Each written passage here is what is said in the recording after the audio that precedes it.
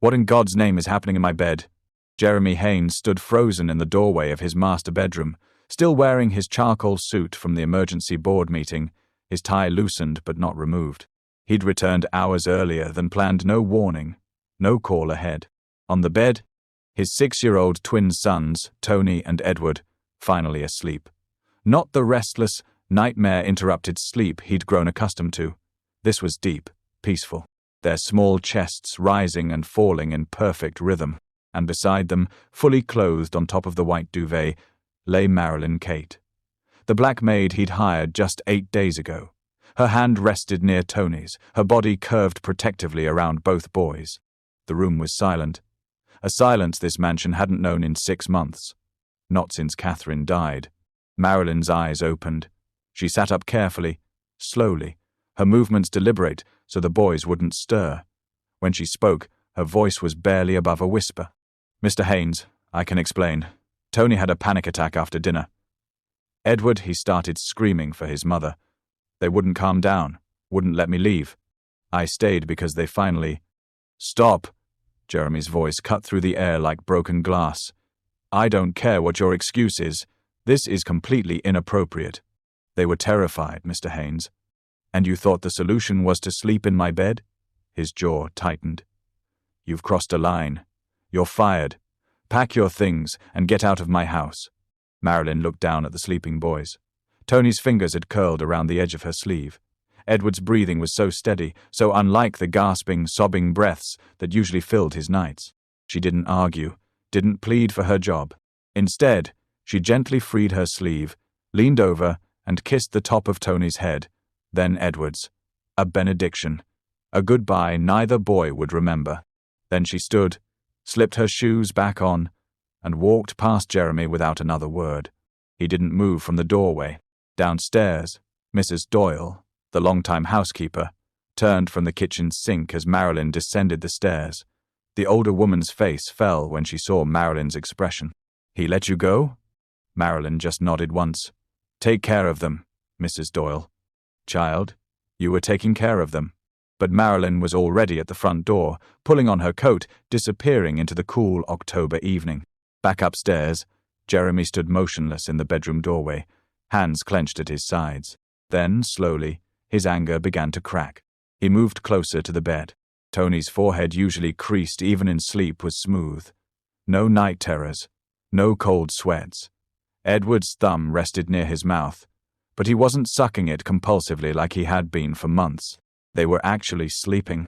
Jeremy's throat tightened.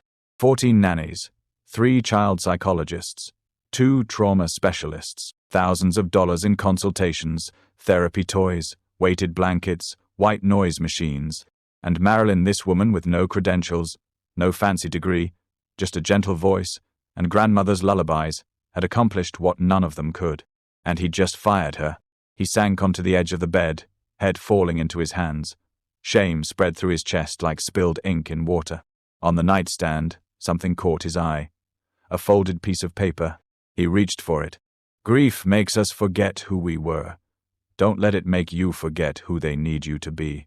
No signature, just her handwriting, small, careful, kind. He read it twice. Then a third time. His reflection stared back at him from the mirror across the room. A man hardened by loss. A man who'd built walls so high even his own children couldn't scale them. A soft knock at the door. Mrs. Doyle stood in the hallway, arms crossed. "She didn't do anything wrong, Mr. Haynes." Jeremy didn't respond.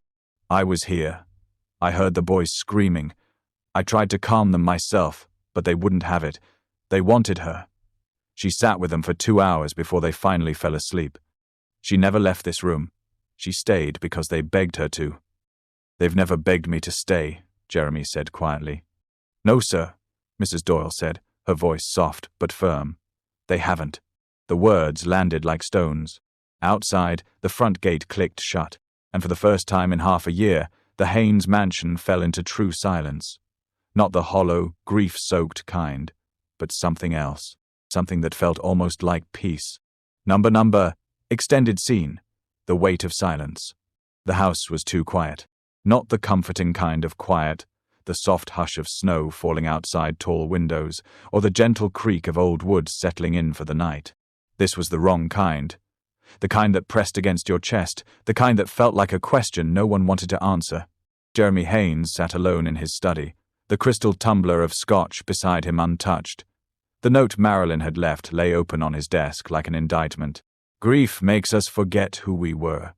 Don't let it make you forget who they need you to be. He'd read it 11 times. Outside, dusk painted the estate in shades of lavender and grey. Inside, the twins still slept upstairs, unaware that the only person who'd been able to reach them in months was gone. Jeremy leaned back in his leather chair and pressed his palms against his eyes. His hand still tingled faintly, the ghost of his anger, the memory of his voice raised in that bedroom. He hadn't planned to fire her like that.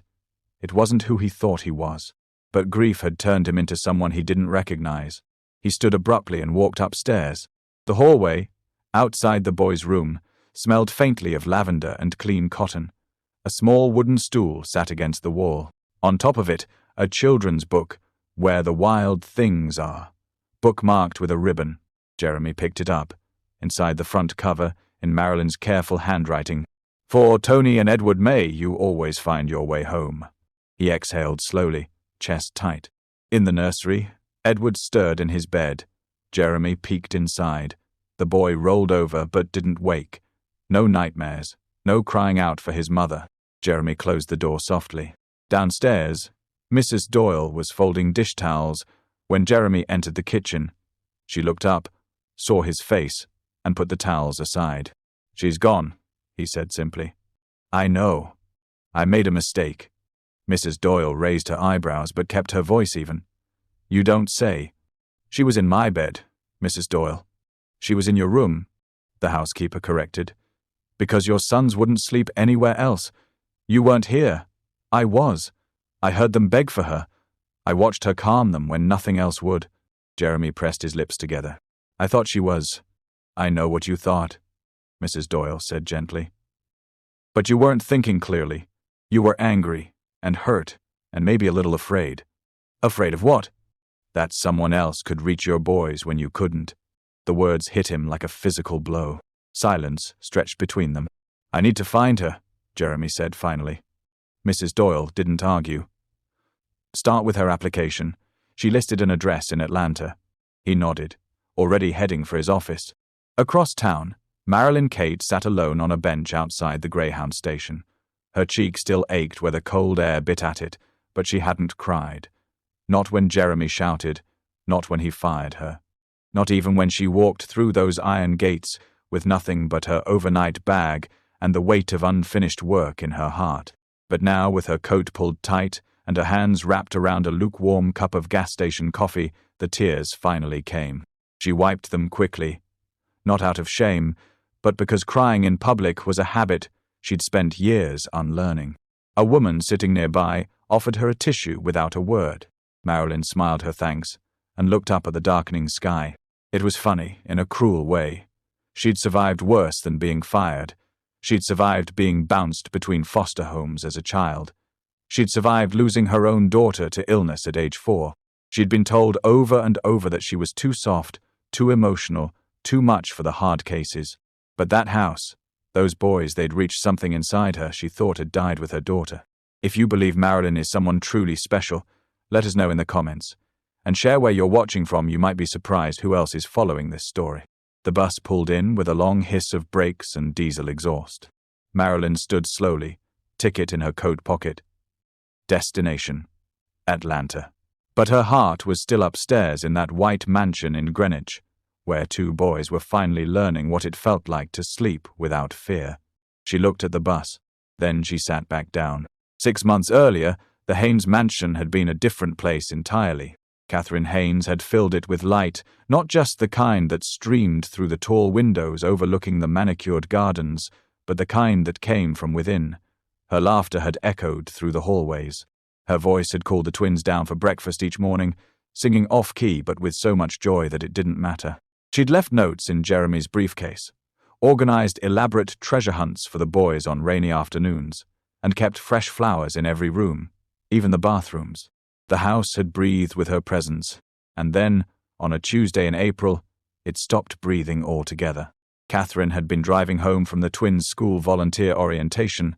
A sunny afternoon, clear roads. She'd texted Jeremy a photo of herself making a silly face, captioned, "Survived the PTA gauntlet. Your boys are in good hands next year." That was at 2:47 p.m. At 3:12 p.m., a delivery truck ran a red light at the intersection of Maple and Westchester. The police said she died on impact. Said she didn't suffer. Said it like those words could somehow make the absence less absolute. Jeremy had been in a merger meeting when his phone rang. He'd ignored it the first time, the second time. By the third call, his assistant had knocked on the conference room door, her face pale. He remembered very little after that: the drive to the hospital, the fluorescent lights, the doctor's apologetic eyes, the way his own hands wouldn't stop shaking when they gave him Catherine's wedding ring, still warm. He remembered thinking, absurdly, that he needed to get home. The boys would be wondering where their mother was. Mrs. Doyle had already picked them up from school. She'd kept them busy in the kitchen, making cookies they would never finish. When Jeremy walked through the door at 6:30 p.m., she'd known immediately. She'd seen it written across his face, the devastation, the disbelief, the horrible responsibility of the words he was about to say. "Boys," he'd called, his voice strange even to his own ears. "Come into the living room. We need to talk." Tony and Edward had been 6 years old for exactly 11 days. They'd sat on the couch, still in their school uniforms, chocolate chip smudges on Edward's collar. They'd looked at their father with wide eyes, not worried yet, just curious about why he looked so serious. Jeremy had knelt in front of them. He tried to remember what the grief counselor had said on the phone during his desperate call from the hospital parking lot. Be honest. Use clear language. Don't say passed away or lost. Children take those literally. "Boys," he'd begun, and his voice had cracked. "There was an accident. Mommy was hurt very badly. The doctors tried to help her, but she died. She's not coming home." Edward had blinked. "When will she come back?" "She won't, buddy. When someone dies, their body stops working. They can't come back." Tony had gone very still. "Never?" "Never." The word hung in the air like a curse. Edward had started crying, first loud, confused sobs that shook his small frame. Tony had just stared, his face blank, processing something his 6-year-old brain couldn't fully comprehend. "Where did she go?" Tony had finally asked. Jeremy hadn't known how to answer. He wasn't religious. Catherine had been, vaguely, but they'd never really talked to the boys about heaven or souls or any of it.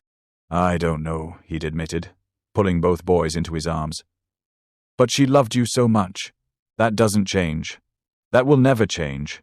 Edward had buried his face in Jeremy's shoulder, but Tony had pulled away, his small hands pushing against his father's chest. "You're lying," Tony had said, his voice oddly calm. "Mommy wouldn't leave us." "Tony, You're lying." And then Tony had run, up the stairs, into his room, slamming the door so hard the picture frames in the hallway rattled. That was the last time Tony spoke more than a handful of words at a time for 3 months. Jeremy had sat between the twins in the front pew, Catherine's casket 20 feet away, covered in white roses. Edward had clung to his arm the entire service, crying quietly. Tony had sat rigid, staring straight ahead, refusing to cry, refusing to look at anyone. At the reception afterward, well-meaning relatives had tried to comfort the boys. "Your mummy's an angel now," Catherine's aunt had said, squeezing Tony's shoulder.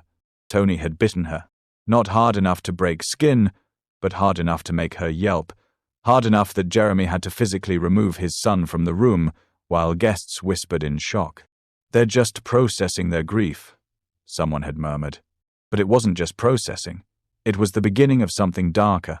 Edward would wake up screaming, convinced his mother was calling for him. He'd run through the house in the dark, searching every room, sobbing her name until he collapsed from exhaustion. Jeremy would find him curled up in Catherine's closet, clutching her sweaters, or in the bathtub where she used to bathe them, or at the bottom of the stairs where she'd always greeted them after school. Tony's response was different. He stopped speaking almost entirely, except to Edward. He answered questions with nods or shakes of his head. He ate mechanically when forced. He did his homework in silence. But the rage lived just beneath the surface. It would erupt without warning, toys hurled across rooms, books torn to shreds, furniture overturned.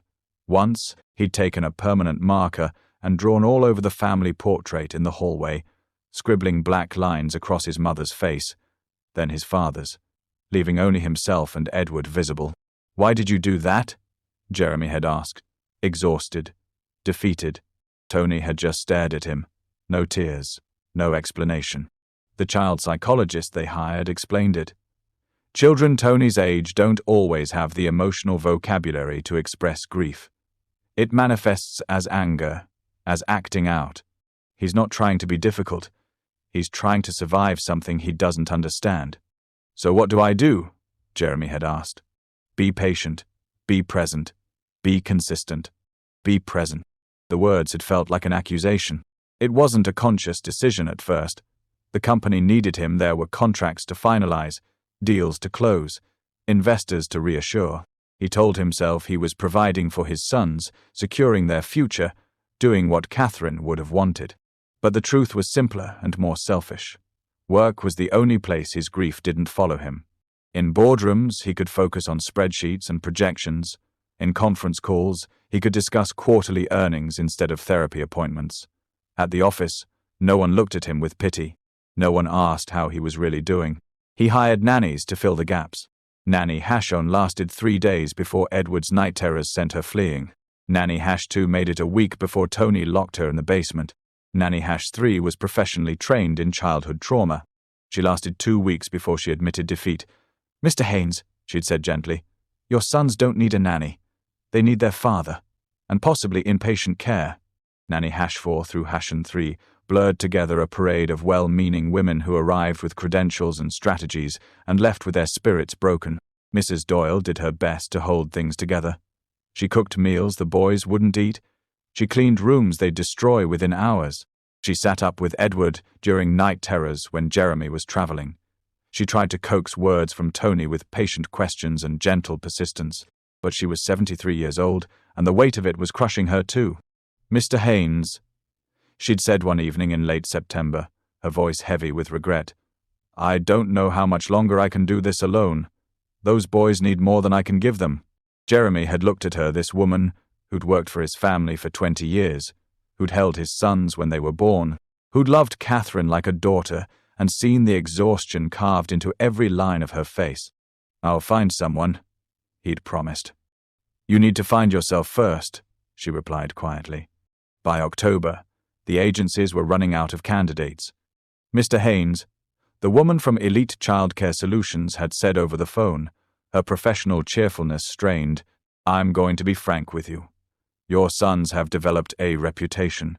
Most of our nannies won't even consider the position anymore. Then, find me someone who will.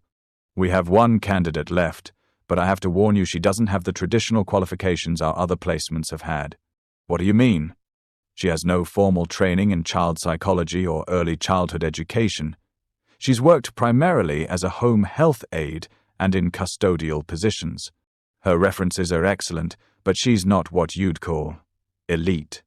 Jeremy had closed his eyes. "Does she have a pulse? And a clean background check?" "Yes." "Then send her." Marilyn Kate arrived on a grey Thursday morning. She'd come by bus, carrying a single worn duffel bag and a purse that had seen better days. She wore a simple navy dress and comfortable shoes. Her hair was pulled back in a neat bun, and when she smiled at Mrs. Doyle, her whole face transformed. "You must be Mrs. Doyle," she'd said, her voice warm and unhurried. "The agency told me so much about you. It's an honor to meet the heart of this home." Mrs. Doyle had blinked, surprised by the genuine kindness. "Come in, child. Mr. Haynes is in his study. The boys are upstairs." Marilyn had paused in the foyer, taking in the grand staircase, the crystal chandelier, the marble floors. But she didn't look intimidated. She looked sad. "This is a beautiful house," she'd said quietly, "but it feels empty." "It is," Mrs. Doyle had admitted. "We lost Mrs. Haynes 6 months ago." "I know. I'm so sorry." Marilyn had set her bag down gently. "And the boys?" "Struggling. Tony barely speaks. Edward has nightmares. They've run off 14 nannies." "They're not running anyone off," Marilyn had said, her voice firm but compassionate. They're crying for help the only way they know how. Mrs. Doyle had studied this woman, this stranger, with kind eyes and calloused hands, and felt something she hadn't felt in months. Hope. Jeremy had interviewed Marilyn in his study, barely looking up from his laptop. Your resume says you've worked primarily with elderly clients and in facilities management, he'd said, scanning the document the agency had sent. Why childcare? Because children and the elderly aren't so different, Marilyn had replied. Both need patience, both need to be seen, both need someone who'll sit with them in the hard moments instead of trying to fix everything immediately. Jeremy had glanced up then, surprised by the answer. The agency said you have no formal training in childhood development or trauma. No, sir, I don't. I have experience with grief, though. Lost my daughter when she was 4. Cancer. I understand what it means to wake up in a world that doesn't make sense anymore. The words had landed between them not as manipulation or plea for sympathy, but as simple truth. Jeremy had cleared his throat. I need someone who can handle difficult behavior. My sons are going through a challenging time. They're going through the worst time of their lives, Marilyn had corrected gently. And they're 6. They don't have the words for what they're feeling, so it comes out sideways. That's not difficult behavior, Mr. Haynes. That's pain. Jeremy had set down his pen. 14 nannies have quit. Then maybe you've been hiring the wrong kind of people. And what kind of person are you? Marilyn had met his eyes steadily. The kind who stays. She'd started that afternoon. Mrs. Doyle had taken her upstairs to meet the boys. They'd been in their shared bedroom, Edward, building a Lego tower that Tony kept knocking down, both of them trapped in their cycle of destruction and rebuilding. Boys, Mrs. Doyle had said from the doorway. This is Miss Marilyn. She's going to be helping take care of you. Edward had looked up briefly, then back at his Legos. Tony hadn't looked up at all. Hello, Tony. Hello, Edward, Marilyn had said, not moving from the doorway. She hadn't rushed in, hadn't tried to hug them or force interaction. She'd just stood there, present, but not imposing. Those are nice Legos.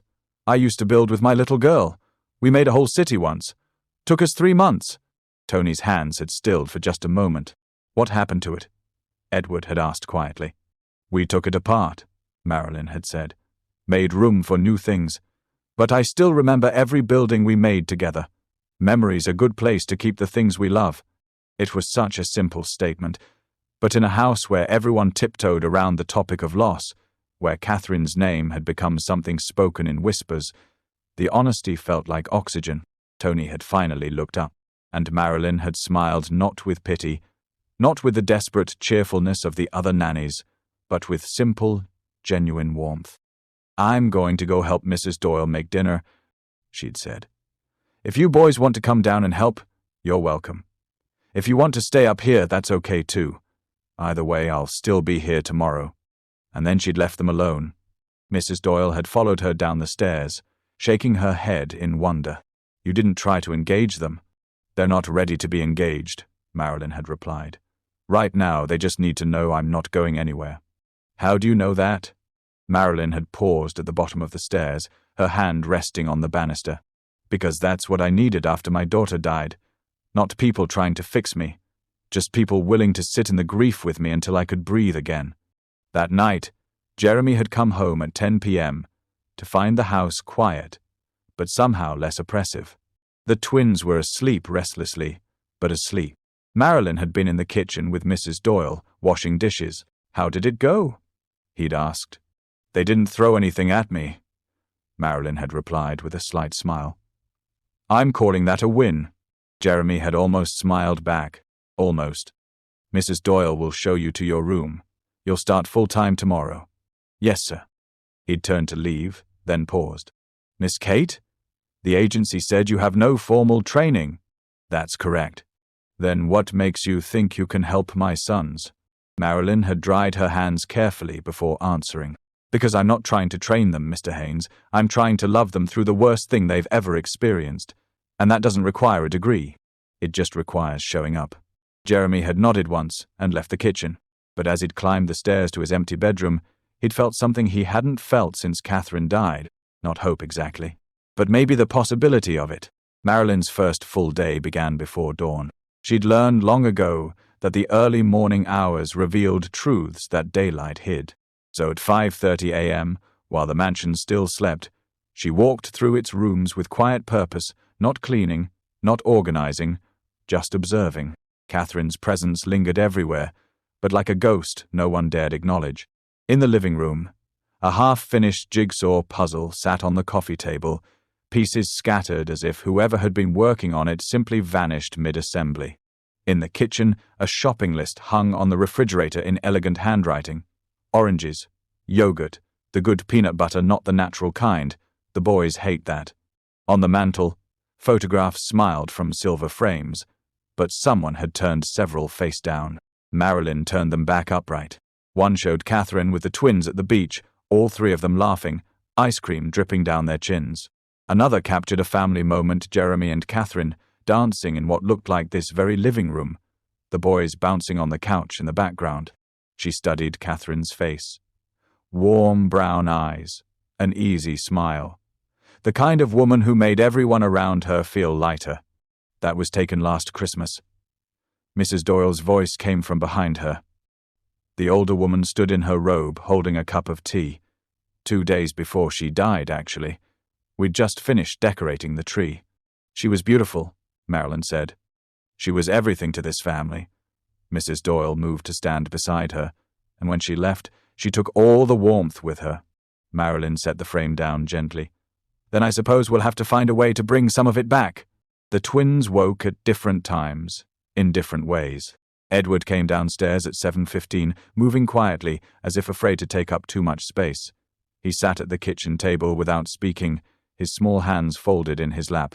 Marilyn was making pancakes not from a box, but from scratch, the way her grandmother had taught her. The smell filled the kitchen. Vanilla, cinnamon, butter browning in the pan. "Good morning, Edward," she said, not turning around. "Sleep okay?" He shrugged. "I'm making pancakes." "You like pancakes?" Another shrug. "Well, I'm making them anyway. If you don't like them, that's all right. More for me and Mrs. Doyle." She flipped one expertly. "You know what my daughter used to do? She'd put chocolate chips in hers, made them look like little faces, called them smile pancakes." Edward watched her, silent. "Do you want to help me make one?" He hesitated, then slid off his chair and approached slowly, like a cat testing new territory. Marilyn handed him a chocolate chip. "Put 3 at the top for eyes and a nose, then make a big smile at the bottom." Edward placed them carefully, his tongue poking out in concentration. When he finished, he looked up at Marilyn for approval. "Perfect," she said. "Best smile pancake I've ever seen. Now let's cook it and see if we can get your brother down here." Tony didn't come down. At 8 a.m., Jeremy appeared briefly, already dressed for work, checking his watch every 30 seconds. "Where's Tony?" he asked Mrs. Doyle.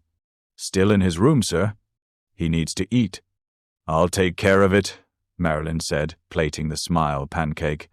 "May I?" Jeremy looked at her for a long moment, then nodded. "If you can get him to eat something, you'll have accomplished more than the last 3 nannies combined." Marilyn carried the plate upstairs. Tony's room was a study in controlled chaos, toys lined up in precise rows, books organized by color, bed made with military precision. Everything ordered, everything controlled, a 6-year-old's desperate attempt to impose structure on a world that had spun into chaos. Tony sat on his bed, already dressed in his school uniform, staring at the wall. Marilyn didn't ask to come in. She sat down in the hallway just outside his door, her back against the wall, plate balanced on her lap. "Your brother made you a pancake," she said conversationally. "It's got a smile on it. Pretty cute, actually." Tony didn't respond. "I'm just going to sit here while I eat my breakfast. You're welcome to join me if you want. Or not. Either way's fine." She cut into her own pancake and ate slowly, humming an old gospel tune her grandmother used to sing. His eye is on the sparrow. Not the words, just the melody, gentle, repetitive, soothing. 5 minutes passed. 10. Then, so quietly she almost missed it. "What song is that?" Marilyn stopped humming. "An old one. My grandmother used to sing it when I was scared." "Were you scared a lot?" "Sometimes. When I was little, I was scared of the dark. When I got older, I was scared of bigger things. losing people I loved, not being strong enough when they needed me. Tony appeared in the doorway, his small frame backlit by the morning sun through his window. Did you lose people? Marilyn met his eyes. I lost my daughter. She was 4 years old. Tony processed this information, his face unreadable. Then he sat down beside her in the hallway, not touching, but close. Everyone says my mom's in heaven, he said flatly. But I don't think there is a heaven. I think she's just gone. Other adults had rushed to contradict such statements, to offer comfort in platitudes. But Marilyn understood that Tony didn't need reassurance. He needed permission to feel what he felt. You might be right, she said. I don't know what happens after we die. Nobody really does. But I know she loved you. That part's not gone. That part's still here. She touched his chest lightly, right over his heart. Right there. Nobody can take that away. Tony's eyes filled with tears, the first tears anyone had seen from him in months. It hurts, he whispered. I know, baby. I know. And then he was crying, really crying, great heaving sobs that shook his small body. Marilyn pulled him into her lap, rocking him gently, singing that old hymn with words this time. I sing because I'm happy. I sing because I'm free. Edward appeared at the top of the stairs, watching. Marilyn extended one arm toward him, and after a moment's hesitation, he ran forward and buried himself in her embrace too. She held them both, these broken boys, and let them cry until they had no tears left. The breakthrough came in small moments after that. Marilyn didn't try to fix them or force normalcy. She simply observed, learned, and adapted. She noticed that Tony's outbursts always came before transitions, before school, before bed, before Jeremy left for work. He was bracing himself for the next abandonment, the next loss. So she started giving him advance notice for everything. In 15 minutes, we're going to clean up for dinner. In 10 minutes, your dad's going to leave for his evening meeting, but he'll be back before you go to sleep. In 5 minutes, we're going to start getting ready for bed. The predictability helped. The explosions became less frequent. She noticed that Edward's nightmares always centered on the same theme, his mother calling for him, needing him, and him being unable to reach her. So she started talking to him about it directly. Edward, your mum died in an accident. It was very fast. She didn't suffer, and she wasn't calling for you. You couldn't have saved her. Nobody could have. But what if she needed me? She didn't, sweetheart. And even if she had, you were exactly where you were supposed to be, safe at school. That's what she would have wanted. The nightmares didn't stop immediately, but they became less intense. She used stories not from books, but from her own life. At dinner one evening, when Tony pushed his plate away in silent rebellion, she told them about the time her daughter had refused to eat anything but grape jelly sandwiches for an entire month. Just jelly. No peanut butter. No other flavors. Just grape jelly on white bread. 3 meals a day. What did you do? Edward asked, genuinely curious. I let her. Figured she'd get tired of it eventually. And you know what? After exactly 32 days, she looked at me over breakfast and said, Mama, can I have eggs instead? Never touched grape jelly again after that. Tony almost smiled.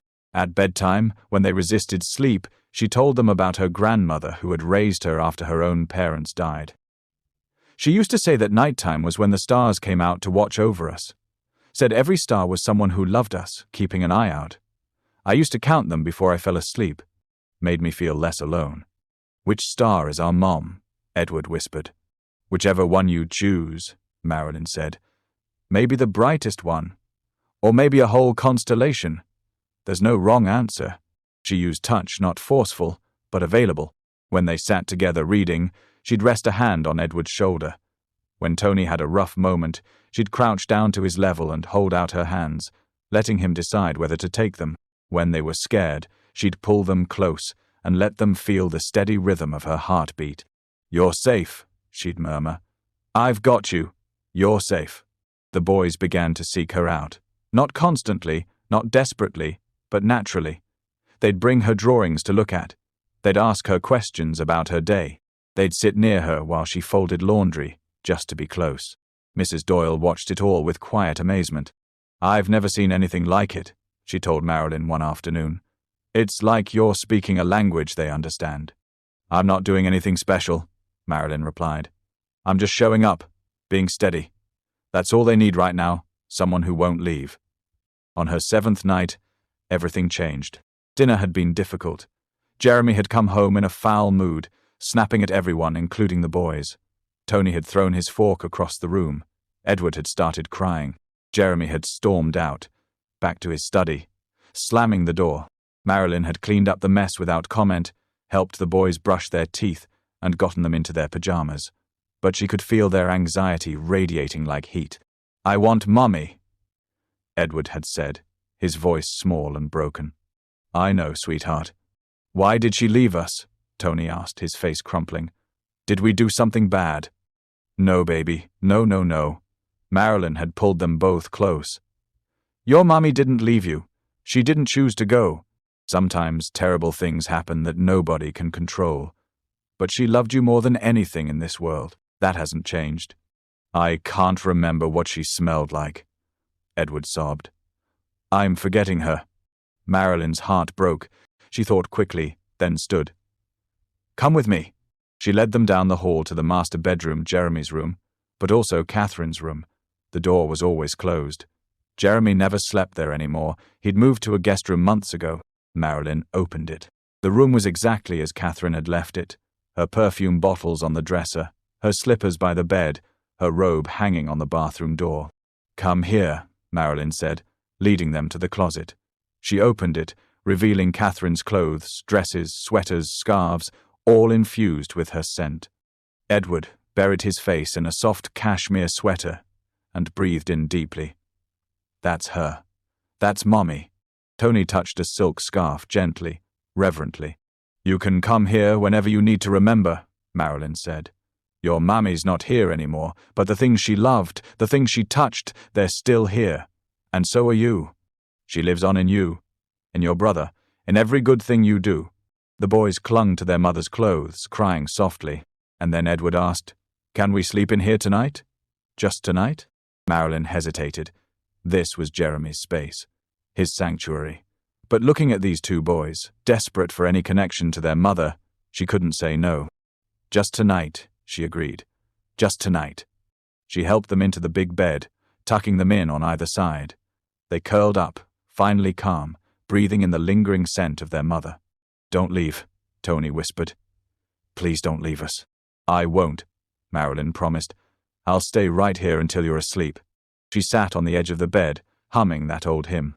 But the day had been long, and exhaustion pulled at her too. She lay down on top of the covers, just for a moment, just until they fell asleep. Edward's hand found hers. Tony's head rested against her arm, and for the first time in 6 months, both boys slept deeply, peacefully, without nightmares or tears. Marilyn meant to get up, meant to return to her own room once they were settled. But their breathing was so steady, so calm, and she was so tired. She closed her eyes. Just for a moment. Jeremy arrived home at 11 p.m., still angry from the dinner disaster, still carrying the weight of a failed negotiation at work. He climbed the stairs, intending to check on the boys before retreating to his guest room. Their bedroom was empty. His heart stopped. He checked the bathroom, the playroom, his study, growing frantic now, calling their names. Then he saw it, his bedroom door, slightly ajar, a soft light glowing from within. He pushed the door open, and there they were, Tony and Edward, deeply asleep on his bed, Catherine's bed, their faces peaceful. No trace of the fear and pain that usually shadowed them, and beside them, fully clothed but equally asleep, was Marilyn. The scene was almost unbearably intimate, not sexual, but something deeper. It looked like family, it looked like healing. It looked like everything he'd failed to give his sons, and it was happening in his bed, in Catherine's space, the sanctuary he'd kept locked away. Rage ignited in his chest, not rational, but visceral. How dare she? How dare she bring them here, sleep here, as if she had any right? What in God's name is happening in my bed? The words exploded from him, sharp and terrible. The scene continues exactly as written in Chapter 1. But now the reader understands the full context, the week of breakthroughs, the desperate need of the boys, the innocent intention behind Marilyn's choice, and the depth of Jeremy's grief and rage. After Marilyn left, after Jeremy sat alone with his sleeping sons and discovered her note, Mrs. Doyle appeared in the doorway. "She got them to laugh today," the housekeeper said quietly. At lunch, Edward told a silly 6-year-old joke about a chicken, and Tony laughed. Actually laughed. I'd forgotten what that sounded like. Jeremy didn't respond. She brought them in here because Edward said he was forgetting what his mother smelled like. She let them hold Catherine's clothes. She let them remember. "Mrs." Doyle's voice was gentle but firm. "She did what you should have done months ago." "Get out," Jeremy said, his voice hollow. Mrs. Doyle left him there, alone with his sons and his shame. Tony stirred in his sleep, reaching out instinctively for Marilyn's hand. Finding empty space instead, he whimpered, "Marilyn." Jeremy's throat tightened. His sons didn't call for him in their sleep. They called for a woman they'd known 7 days, because she'd done in 1 week what he hadn't done in 6 months. She'd shown up. She'd stayed. She'd loved them through the worst thing they'd ever experienced, and he'd just fired her. The morning after Marilyn left, Jeremy woke to silence. Not the peaceful kind that had filled the house the night before, when his son slept soundly in his bed.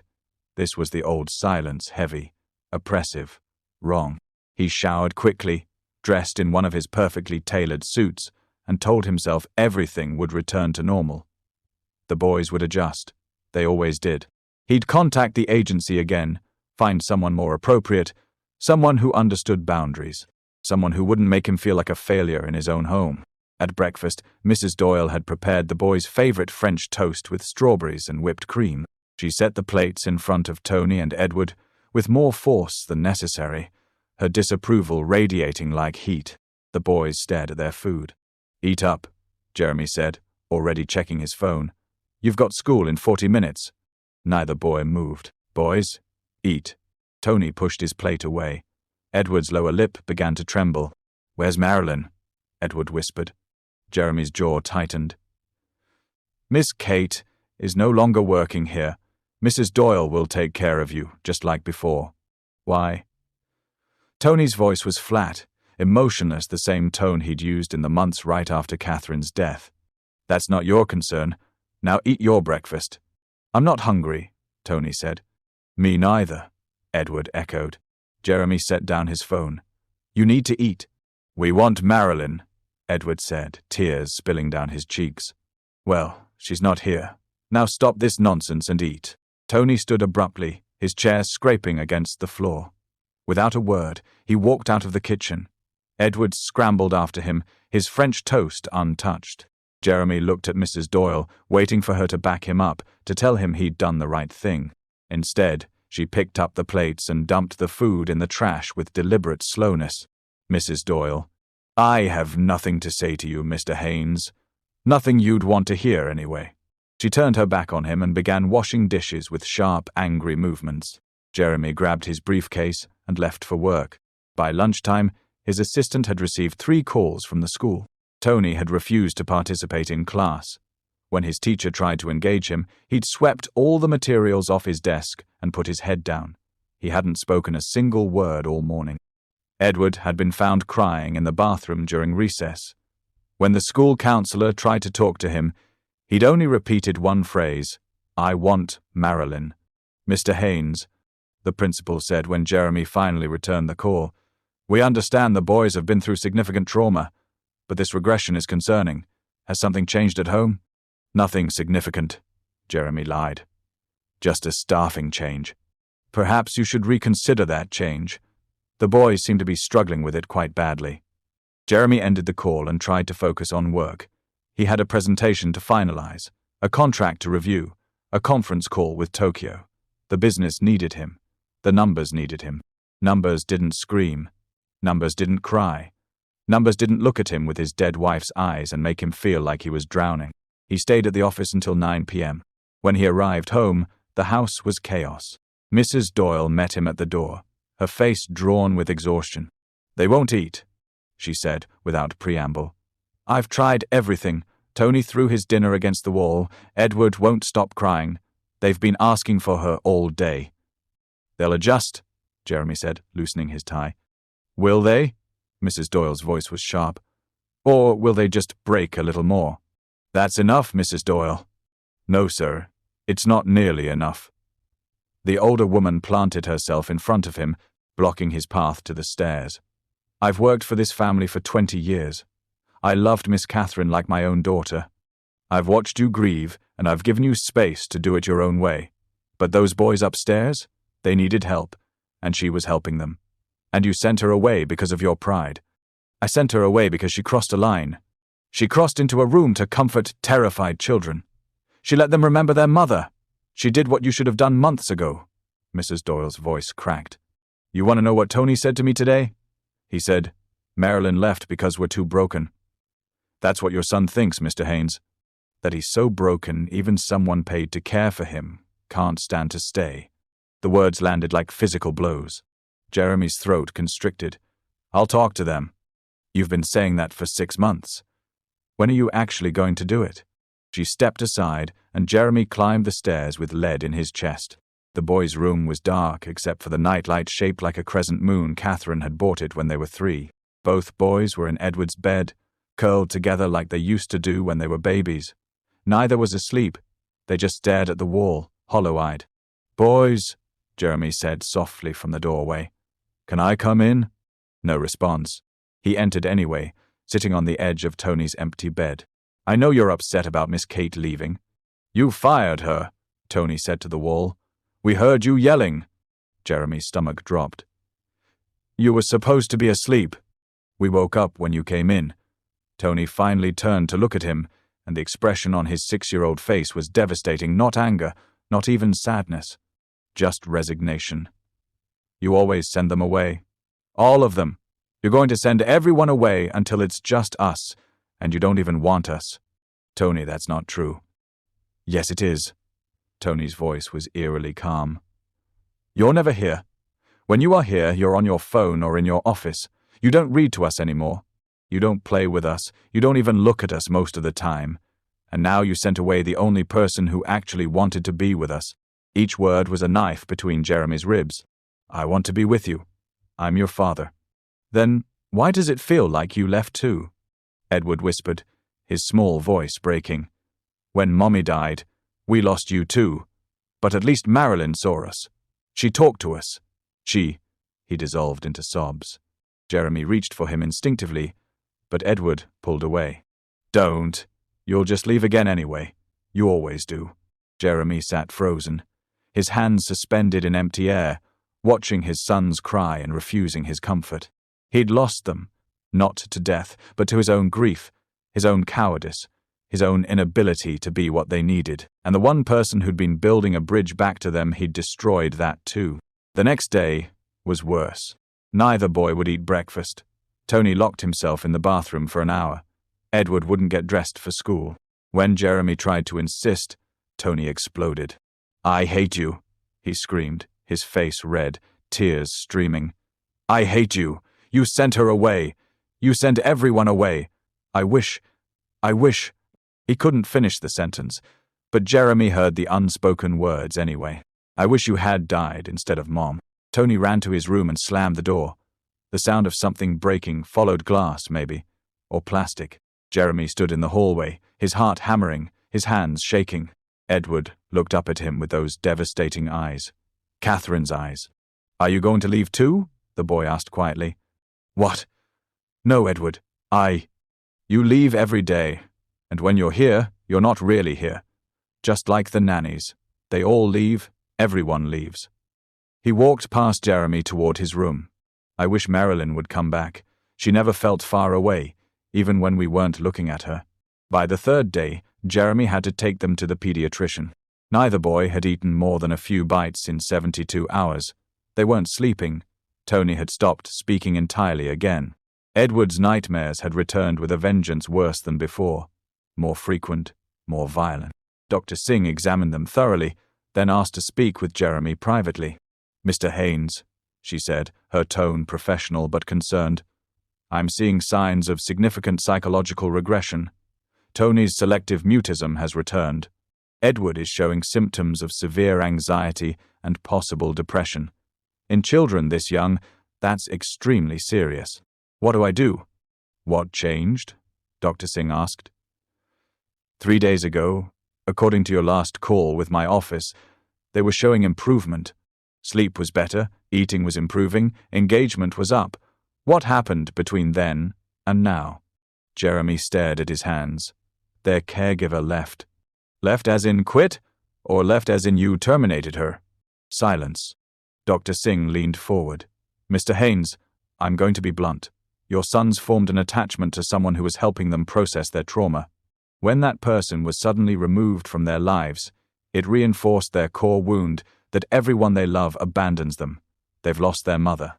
In their minds, they've lost you to grief and work, and now they've lost the one person who made them feel safe again. So what do I do? Jeremy asked, his voice hoarse. Bring her back, if that's possible, and if it's not. Dr. Singh paused, choosing her words carefully. Then you need to prepare for the possibility that your sons may need more intensive intervention than outpatient therapy can provide. You're talking about hospitalization? I'm talking about keeping them safe. Right now they're in crisis, and children in crisis do unpredictable things. Jeremy drove home in a fog. Hospitalization, regression, crisis, all because he'd let his pride, his grief, his irrational anger dictate his actions. Mrs. Doyle was in the kitchen when he arrived, making soup no one would eat. Doctor says they're regressing, he said without preamble. I could have told you that for free. She didn't look up from the stove. She said I should bring Marilyn back. Are you going to? Jeremy sank into a kitchen chair, suddenly exhausted. I don't know where she is. The agency probably won't even take my calls after how I treated their candidate. Mrs. Doyle finally turned to face him. Mr. Haynes, I'm going to tell you something, and I need you to really hear it. Miss Catherine loved you. She loved those boys. And if she were here right now, she would be ashamed of how you've handled this. Jeremy flinched as if she'd struck him. You've been so focused on your own pain that you forgot your sons are in pain too. You hired people to manage them, to contain them, to keep them from disrupting your grief. But Miss Marilyn, she didn't manage them. She loved them. She saw two broken little boys and decided to sit in that brokenness with them until they could find their way out. I know. Do you? Mrs. Doyle's eyes filled with tears.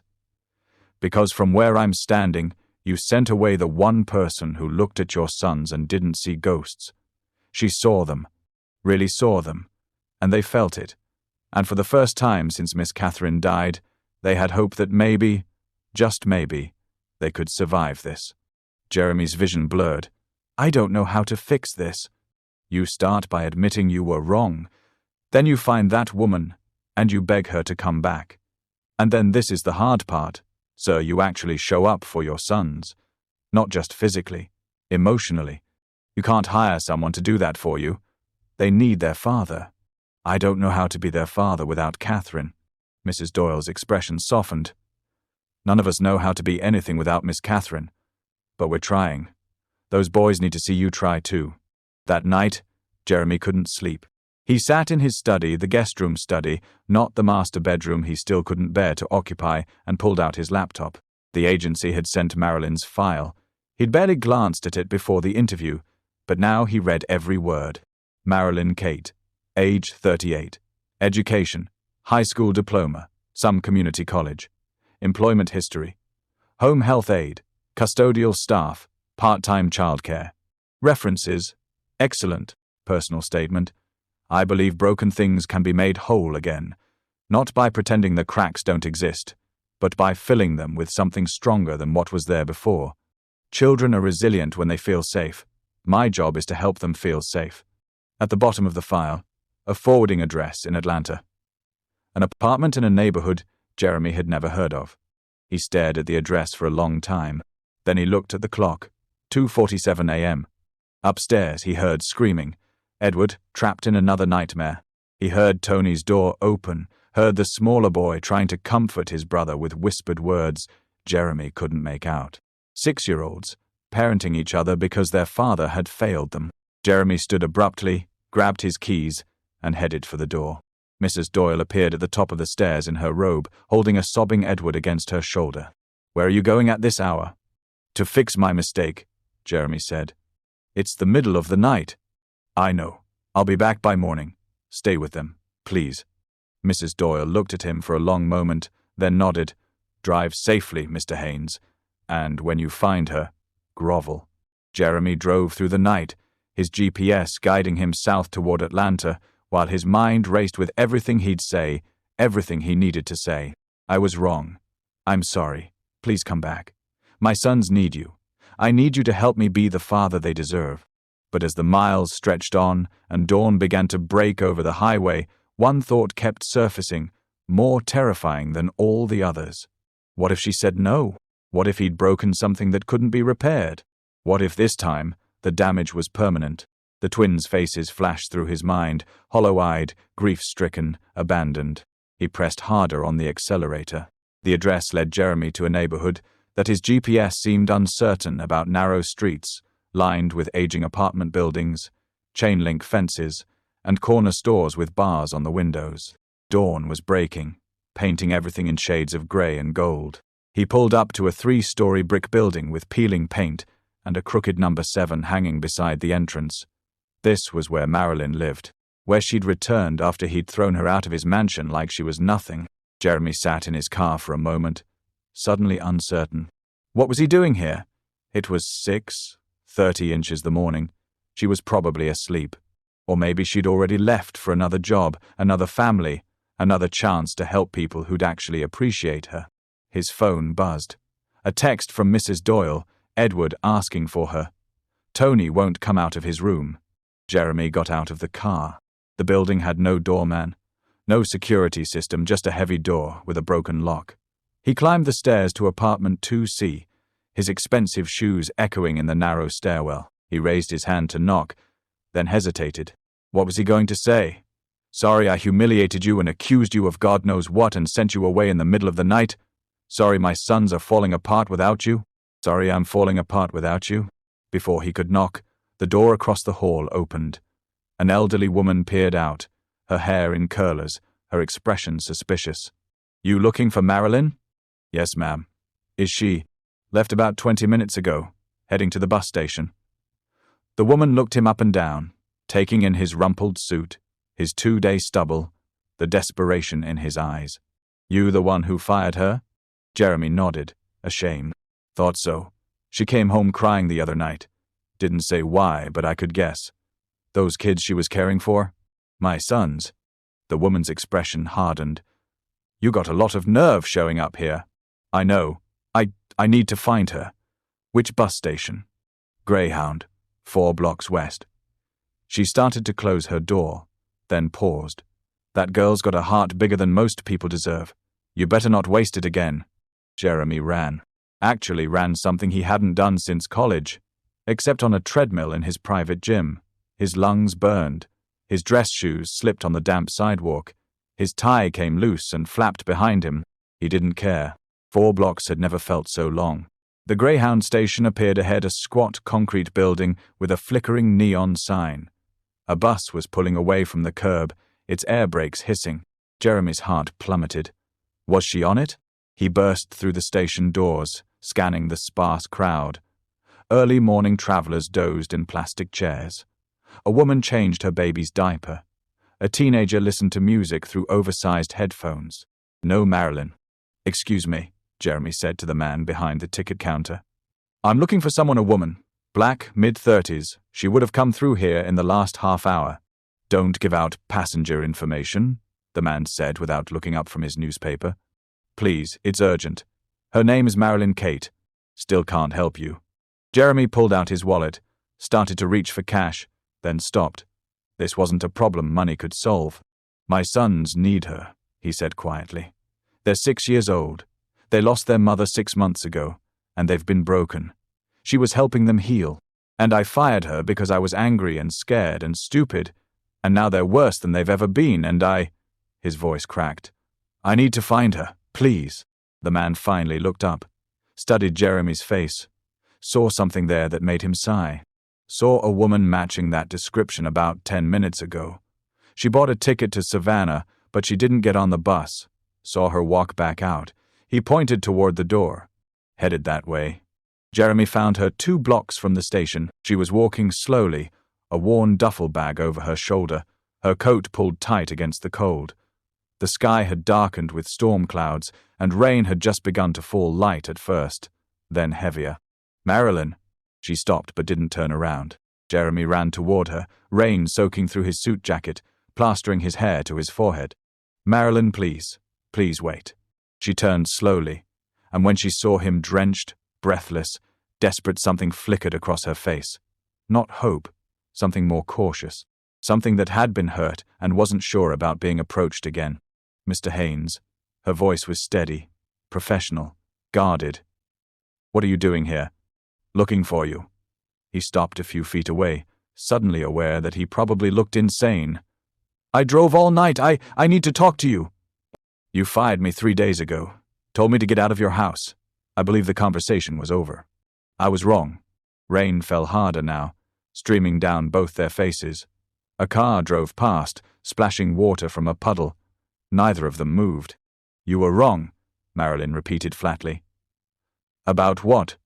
Specifically?" "About everything." Jeremy took a step closer. "About you, about what happened that night, about what my sons need, about—" He ran a hand through his wet hair, searching for words. "I thought I was protecting them, protecting my family, but I was just protecting myself from having to feel anything." Marilyn's expression didn't change. "Your sons asked me not to leave them. They were scared. They finally felt safe enough to sleep, and it happened to be in your room. I wasn't trying to overstep or manipulate or—" "I know." Jeremy's voice broke. "God, Marilyn, I know. Mrs. Doyle told me everything, about Edward forgetting what Catherine smelled like, about you letting them into her closet, about Tony laughing for the first time in months. I know what you did, and it wasn't wrong. I was wrong." The rain fell harder, colder. Marilyn shifted her bag to her other shoulder. "Why are you here, Mr. Haynes?" "Because my sons are falling apart without you." The words came out raw, desperate. "They won't eat. They won't sleep." Tony stopped talking again. "Edward's nightmares are worse than ever. The doctor says they're regressing, that they might need to be hospitalized if things don't improve." He saw Marilyn's expression flicker pain, concern, but she held her ground. "That's not my problem to fix." "I know it's not. I know I have no right to ask you for anything after how I treated you, but they're asking for you, constantly, and I don't—" His voice cracked. "I don't know how to help them. I don't know how to be what they need. I've been trying to do it alone, trying to be strong enough for all of us, but I'm not. I'm not strong enough." It was the first time he'd said it out loud, the first time he'd admitted the truth that had been choking him for 6 months. "I need help, Marilyn. My sons need help. And you were helping them. You did more for them in 1 week than 14 nannies did in 6 months. Than I've done in 6 months. He took another step closer, rain streaming down his face like tears. "Please, please come back. They need you." Marilyn looked at him for a long moment. When she spoke, her voice was quiet but firm. "And what about you, Mr. Haynes? Do you need me to come back? Or do you just need someone to manage your guilt?" The question hit him like a physical blow. He stopped, started again. "I need you to help me learn how to be their father again. I need you to show me what you see when you look at them, because all I see is my failure. All I see is Catherine's absence. He swallowed hard. "I need you to help me figure out how to stay, instead of running away." Thunder rumbled overhead. A woman with an umbrella hurried past, giving them a curious look. "You hit me," Marilyn said suddenly. "Not physically, but with your words, with your accusations. You treated me like I was nothing, like I was trying to hurt your family instead of help it. I know. You assumed the worst of me because of what? Because I'm black? Because I don't have degrees on my wall? Because I was in the wrong place?" Jeremy flinched. He wanted to deny it, to explain it away, but she deserved the truth. "Because you made me feel something," he admitted quietly. "When I saw you with my sons, saw them peaceful and calm and actually healing it, made me feel like I'd failed them, like I wasn't enough, and that terrified me. So I lashed out at you instead of dealing with my own inadequacy." Marilyn's expression softened slightly. "Not forgiveness, exactly, but recognition. Your sons don't need you to be perfect, Mr. Haynes. They just need you to be present." I know that now. But I don't know how to do it alone. Will you—" He couldn't believe he was about to beg, but his pride meant nothing compared to his son's well-being. "Will you please come back? Not because I'm paying you, though I will pay you whatever you ask, but because you started something with those boys. You gave them hope. And I can't watch them lose that hope because of my mistakes."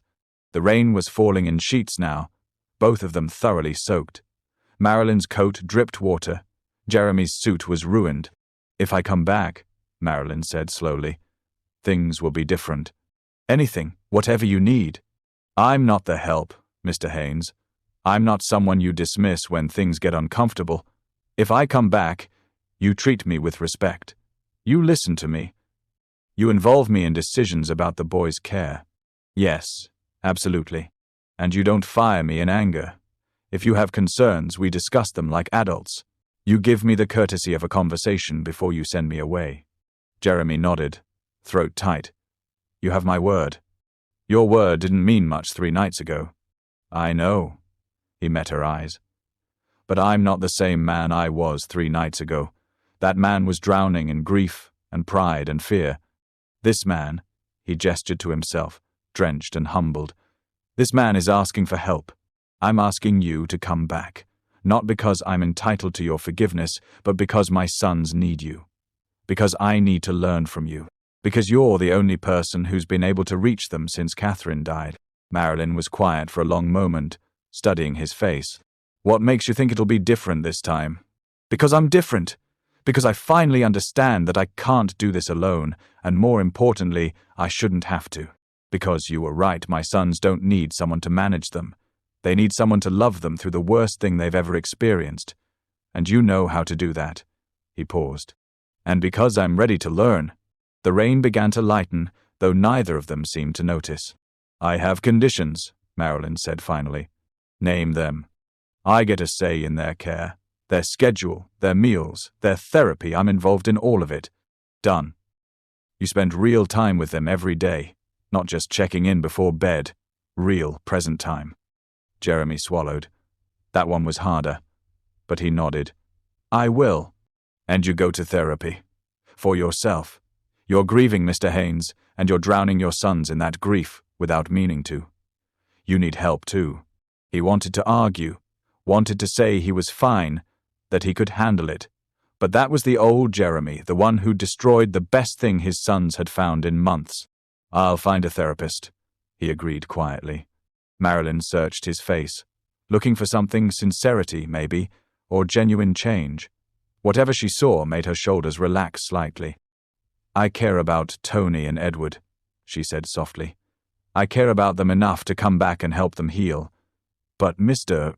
Haynes, if you ever speak to me the way you did that night, if you ever treat me with that kind of disrespect again, I will walk away, and I won't come back. Are we clear?" "Crystal clear."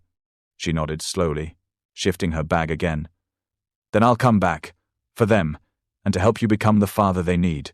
Jeremy felt something break loose in his chest relief, so profound it made his knees weak. "Thank you," he whispered. "Thank you, Marilyn." "Don't thank me yet." She looked up at the rain-dark sky. "We've got a lot of work to do. Those boys are hurting bad." "I know." He gestured toward his car, parked haphazardly at the curb, 3 blocks back. "Can I drive you home or back to Greenwich?" Marilyn looked at her duffel bag, then at Jeremy's soaked, desperate face. Something in her expression softened, not quite a smile, but close. "Let's go home, Mr. Haynes. Your sons are waiting." They drove north in heavy silence. Jeremy had given Marilyn his jacket, turned the heat up high. She sat in the passenger seat, her bag at her feet, watching the rain-streaked landscape roll past. "They really stopped eating?" she asked after an hour. "Barely touched anything in 3 days. And Tony's not speaking?" "Not a word." Marilyn closed her eyes briefly. "That poor baby." "I did this to them," Jeremy said quietly. "I made it worse." "Yes, you did." She didn't soften it, didn't let him off the hook. "But you can also help make it better. That's the thing about mistakes, Mr. Haynes. They don't have to be permanent. You just have to be willing to do the work to fix them." "Will you teach me how to do the work?" Marilyn looked at him, really looked at him, this broken man who'd finally admitted he needed help. "Yes," she said simply. "I will." They arrived at the mansion just after noon. Mrs. Doyle must have been watching from the window, because she appeared at the door before Jeremy even turned off the engine, her face breaking into the first genuine smile he'd seen in days. "Thank the Lord," she breathed when Marilyn stepped out of the car. "Oh, child, thank the Lord you came back." "Where are they?" Marilyn asked immediately. "Tony's in his room. Won't come out. Edward's in the kitchen with me, but he won't eat, won't talk." Mrs. Doyle's voice caught. "They've been like ghosts, Miss Marilyn. Just ghosts." Marilyn handed her duffel to Jeremy without a word and headed inside. Jeremy followed, watching as she climbed the stairs with purpose, her wet coat leaving a trail of water droplets behind her. She knocked on Tony's door. "Tony, it's Marilyn. Can I come in?" Silence. "I'm going to open the door now, okay?" She turned the handle slowly. Tony sat on his bed, knees pulled to his chest, staring at nothing. When he saw Marilyn, his eyes went wide disbelief, then hope, then fear that she might disappear again. "You came back," he whispered. "I came back." She crossed the room and knelt in front of him. "And I'm not leaving again, I promise." "Daddy said you were gone forever." "Your daddy made a mistake. But he came and found me this morning, asked me to come back, and I said yes because I missed you and your brother very much." Tony's face crumpled. He threw himself into her arms, sobbing, his small body shaking with relief and grief and exhaustion. I thought we made you leave." "No, baby. No, you didn't make me leave. That was grown-up stuff that had nothing to do with you. You are not too broken. You are not too much. You are exactly right, and I am so glad to be back with you." She held him while he cried, rocking gently, humming that old hymn. Behind her, in the doorway, Jeremy watched with tears streaming down his face. This was what his sons needed. This was what he needed to learn. Not to fix them, not to manage them, but to hold them through the storm and remind them they were not alone. The house transformed slowly, like winter giving way to spring. It didn't happen overnight. There were still difficult mornings when Tony wouldn't get out of bed, still nights when Edward woke screaming. But something fundamental had shifted. The suffocating weight that had pressed down on the mansion for 6 months began to lift, degree by degree. Marilyn moved back into her room that first day, but this time, everything was different. Jeremy called a family meeting that evening, the first real one they'd had since Catherine died. They gathered in the living room, the boys on either side of Marilyn on the couch, Jeremy in the chair across from them, Mrs. Doyle standing in the doorway. "I need to say something to all of you," Jeremy began, his voice steady despite the emotion beneath it. "Especially to Marilyn. I was wrong. I treated you unfairly, and I'm sorry. You've done more for this family in a week than I did in 6 months, and instead of thanking you, I let my fear and pride turn into anger." He looked at his sons. "And you boys need to know Miss Marilyn leaving wasn't your fault. It was mine.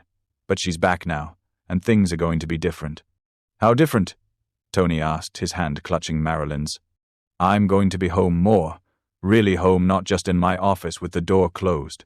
And when Miss Marilyn tells me something about you boys, I'm going to listen. She's not just someone who works here. She's part of this family now." Edward looked up at Marilyn. "You're part of our family?" "If you'll have me," Marilyn said gently. "We will," Tony said quickly, urgently. "Right, Edward?" "Right." Jeremy felt something crack in his chest. His sons were building a family that included him, but didn't center on him. Part of him wanted to feel threatened by that. The old Jeremy would have felt threatened, but this Jeremy, the one who'd driven through the night and stood in the rain begging for help, felt only gratitude. The new routine began the next morning. Marilyn woke the boys gently at 7 a.m., singing softly as she opened their curtains. No rushing, no demands, just presence. "Good morning, beautiful boys. The sun is up, and so are we." They came downstairs to find Jeremy already at the kitchen table, not on his laptop, not checking his phone, just sitting there with 3 glasses of orange juice poured and waiting. Tony stopped in the doorway, suspicious. "Why are you here?" "Because I want to have breakfast with my sons," Jeremy said simply. "Is that okay?" The boys exchanged glances, uncertain how to process this new reality. Then Edward climbed into his usual chair, and Tony followed. Marilyn made pancakes while Jeremy asked about their day ahead, really asked, then really listened to the answers. It was awkward at first. He didn't know how to talk to his own children without Catherine there to translate, to smooth the conversation, to fill the silences. But Marilyn helped. "Edward, tell your dad about the book you're reading," she prompted. "It's about dragons," Edward said quietly. "Dragons?" Jeremy repeated. "That sounds exciting. What kind of dragons?" And slowly, haltingly, a conversation emerged. That afternoon, after school, Jeremy came home at 4 p.m. instead of 7 p.m. The boys stared when he walked through the door. "Is something wrong?" Tony asked. "No. I just thought we could spend some time together." He looked at Marilyn, who gave him an encouraging nod. "Maybe we could. Do something? What do you boys usually do after school?" "Homework," Edward said. "Then Marilyn reads to us." "Can I help with homework?" Another exchange of suspicious glances. "Okay," Tony said finally. They spread out at the dining room table, Tony with his math worksheet, Edward with his reading comprehension. Jeremy pulled up a chair between them and for the first time in months helped his children with their schoolwork. He was rusty. He'd forgotten how to explain concepts at a 6-year-old level.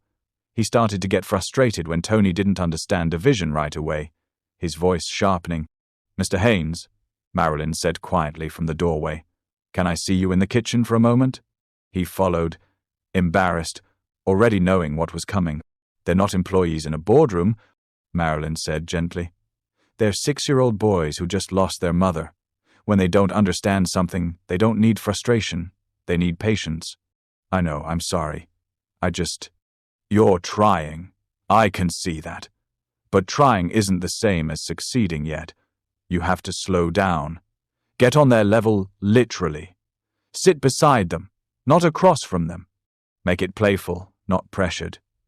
She paused. "Your sons don't need you to teach them division, Mr. Haynes. They need you to show them you're not going anywhere." Jeremy returned to the table, chastened. He pulled his chair closer to Tony, sat side by side instead of across. "Okay, buddy, let's try this again. But this time, you teach me. Pretend I'm the one who doesn't understand division." Tony's eyes widened. "Really?" "Really." And something magical happened. Tony started explaining, slowly at first, then with more confidence. He drew pictures. He used M&Ms from the jar Marilyn brought over, and when Jeremy pretended to get it wrong, Tony actually laughed and corrected him. From the kitchen, Marilyn watched and smiled. Bedtime became sacred. Every night at 8 p.m., Marilyn and Jeremy went upstairs together. She'd start the bath while he helped the boys pick out pajamas. They'd brush teeth side by side at the sink, making silly faces in the mirror, something Catherine used to do. The first time Jeremy made a goofy face, Tony had frozen, his toothbrush halfway to his mouth. "Mommy used to do that," he said quietly. Jeremy's instinct was to stop, to pull back, to let the moment pass. But Marilyn caught his eye and nodded slightly. "Keep going." "She did," Jeremy agreed. "She was really good at the fish face. Want to see if I remember how?" He puffed out his cheeks and crossed his eyes. Edward giggled. Then Tony. Then they were all laughing. Toothpaste foam dribbling down their chins, Catherine's memory present but not painful for once. After baths, they'd gather in the boys' room. Marilyn would sit on Edward's bed, Jeremy on Tony's. They'd read together, sometimes Marilyn, sometimes Jeremy, often taking turns with different voices for different characters. "You're really bad at the dragon voice, Daddy," Tony said one night, but he was smiling when he said it. "Yeah?" Jeremy growled dramatically. "Well, this dragon thinks it's time for little knights to go to sleep." He reached out and tickled Tony, who shrieked with laughter, real, unguarded laughter that filled the room like light. Marilyn watched Jeremy's face transform. He looked younger suddenly, less burdened. He looked like a father. The nightmares didn't stop, but they changed. When Edward woke screaming, it wasn't just Marilyn who came anymore. Jeremy learned to wake at the first sound, to reach his son's room before the terror could fully take hold. He learned to hold Edward the way Marilyn did, firmly but gently, grounding him in the present. "You're safe. I'm here. You're safe. I'm here. Mommy was calling me." Edward would sob. She needed help and I couldn't find her. That was a dream, buddy. Just a dream. Mommy's not calling for you. She's at peace. Jeremy would rock him gently. And you're here, with me and Tony and Marilyn. You're safe. Sometimes Marilyn would appear in the doorway, watching to make sure he had it under control. But increasingly, she'd just nod and slip away, letting Jeremy handle it alone. He was learning. By the second week of Marilyn's return, the change in the twins was remarkable. They were eating full meals again. Tony had started talking more, not as much as before Catherine's death, but real sentences, real conversations. Edward's nightmares decreased from every night to every other night, then to twice a week. Dr. Singh called it significant progress. The school called it a miracle. Mrs. Doyle called it about damn time. But Jeremy knew what it really was. Marilyn's steady presence and his own commitment to actually showing up. They developed a partnership, he and Marilyn. Not romantic, nothing inappropriate, but a deep, abiding trust. She'd pull him aside when he was getting impatient. Breathe, Mr. Haynes. They're testing you to see if you'll leave again. Pass the test. He'd ask her questions late at night when the boys were asleep. Edward seemed sad at dinner. Did I do something wrong? You missed his cue. He wanted to tell you about art class, but you were checking your phone. Tomorrow, try putting it in another room during dinner. You're right, I will. He started therapy, like he'd promised. Twice a week, he sat in Dr. Morrison's office and talked about Catherine, about grief, about the shame of failing his sons. It was brutal. Some sessions left him hollowed out, barely able to drive home. But Marilyn would have dinner ready, the boys would hug him, and somehow he'd find the strength to keep going. You're doing good work, Mr. Haynes, Marilyn told him one evening. They were cleaning up after dinner while the boys played in the living room. I can see the difference in you. They can too. I couldn't do it without you. You could. You're stronger than you think. You just forgot for a while. He looked at her, this woman who'd saved his family, who asked for so little and gave so much. I don't know how to thank you.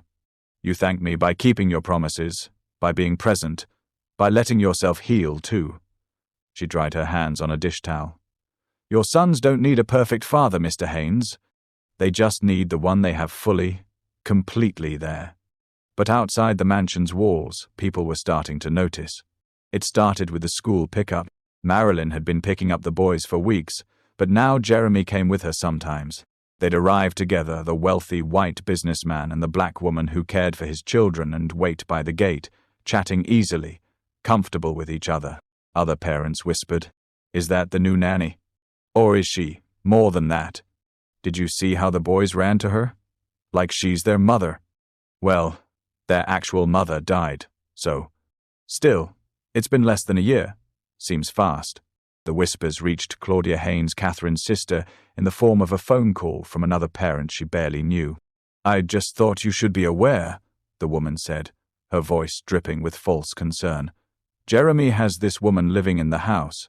The boys are very attached to her. I just wonder if it's appropriate. So soon after Catherine. Claudia felt ice form in her chest. What woman? I don't know her name. Black woman, maybe late 30s. She's always with the boys. Always with Jeremy. After the call ended, Claudia sat in her pristine home office, Fury building. Catherine had been dead 7 months. 7 months? And Jeremy had already replaced her? With a nanny? With someone the boys were calling, according to this busybody parent, someone they were becoming more attached to than their own father? It was disrespectful. It was wrong. It was something that needed to be stopped. The first warning came via text. Jeremy was reading to the boys when his phone buzzed. He'd learned to ignore it during family time, but Marilyn happened to glance at the screen when he set it down. Her expression changed. Mr. Haynes, she said quietly, you should read that. It was from Claudia. We need to talk about what's happening in my sister's house. Tomorrow, 2 p.m. My place. Don't bring her. Jeremy's jaw tightened. Her? She means me, Marilyn said. People are talking. At the school. In the community. They see us together with the boys and they're making assumptions. What kind of assumptions? The kind that have been made about black women and white men for centuries, Mr. Haynes. The kind that erase the work I actually do and turn it into something scandalous. Jeremy stood abruptly. That's ridiculous. Anyone who actually looks at us can see. They see what they want to see. Marilyn's voice was tired. I've lived this before. In other jobs, other families. The wealthy white family and the black caregiver who becomes too close. It never ends well for the caregiver. This is different. Is it? She looked at him steadily. Because from where I'm standing, history has a funny way of repeating itself. Tony looked up from his book, sensing tension. Is something wrong? Jeremy forced a smile. No, buddy. Everything's fine. Let's keep reading. But as he returned to the story, he could feel the foundation they'd built beginning to shake. Outside forces, judgment, prejudice, family loyalty, public perception were pressing against the fragile peace they'd created. And the worst part was, Jeremy knew Marilyn was right. No matter how innocent their relationship, no matter how obvious it was that she was helping his sons heal, people would see what they wanted to see. And what they wanted to see was scandal. That night, after the boys were asleep, Jeremy found Marilyn in the kitchen making tea. I'm going to Claudia's tomorrow, he said. I'll explain everything. She'll understand. Will she? Marilyn didn't look at him. Or will she see a threat to her sister's memory? Competition for her nephew's affection? Marilyn, you're not. I know what I am, Mr. Haynes. I'm the help who became too important, the outsider who got too close. And now people are uncomfortable, and they're going to try to push me out. She turned to face him. The question is, are you going to let them? No, absolutely not. You're essential to this family. Then you need to be ready for a fight. Because it's coming. I can feel it. She was right. The storm was gathering, and this time, it wouldn't be something they could solve with a conversation or a late-night drive through the rain. This time, the whole world would be watching. Claudia Haynes lived in a colonial mansion in Greenwich's most exclusive neighborhood, the kind of place that appeared in architectural magazines and hosted charity galas. Everything about it screamed old money, respectability, and the kind of social standing that came from generations of careful preservation. Jeremy pulled up to the circular driveway at exactly 2 p.m., his stomach tight with apprehension. Claudia opened the door before he could knock. She was 42, impeccably dressed in a cream cashmere sweater and tailored slacks, her blonde hair styled in the same elegant wave Catherine used to wear. The resemblance was both comforting and painful. Jeremy. She didn't smile. Come in.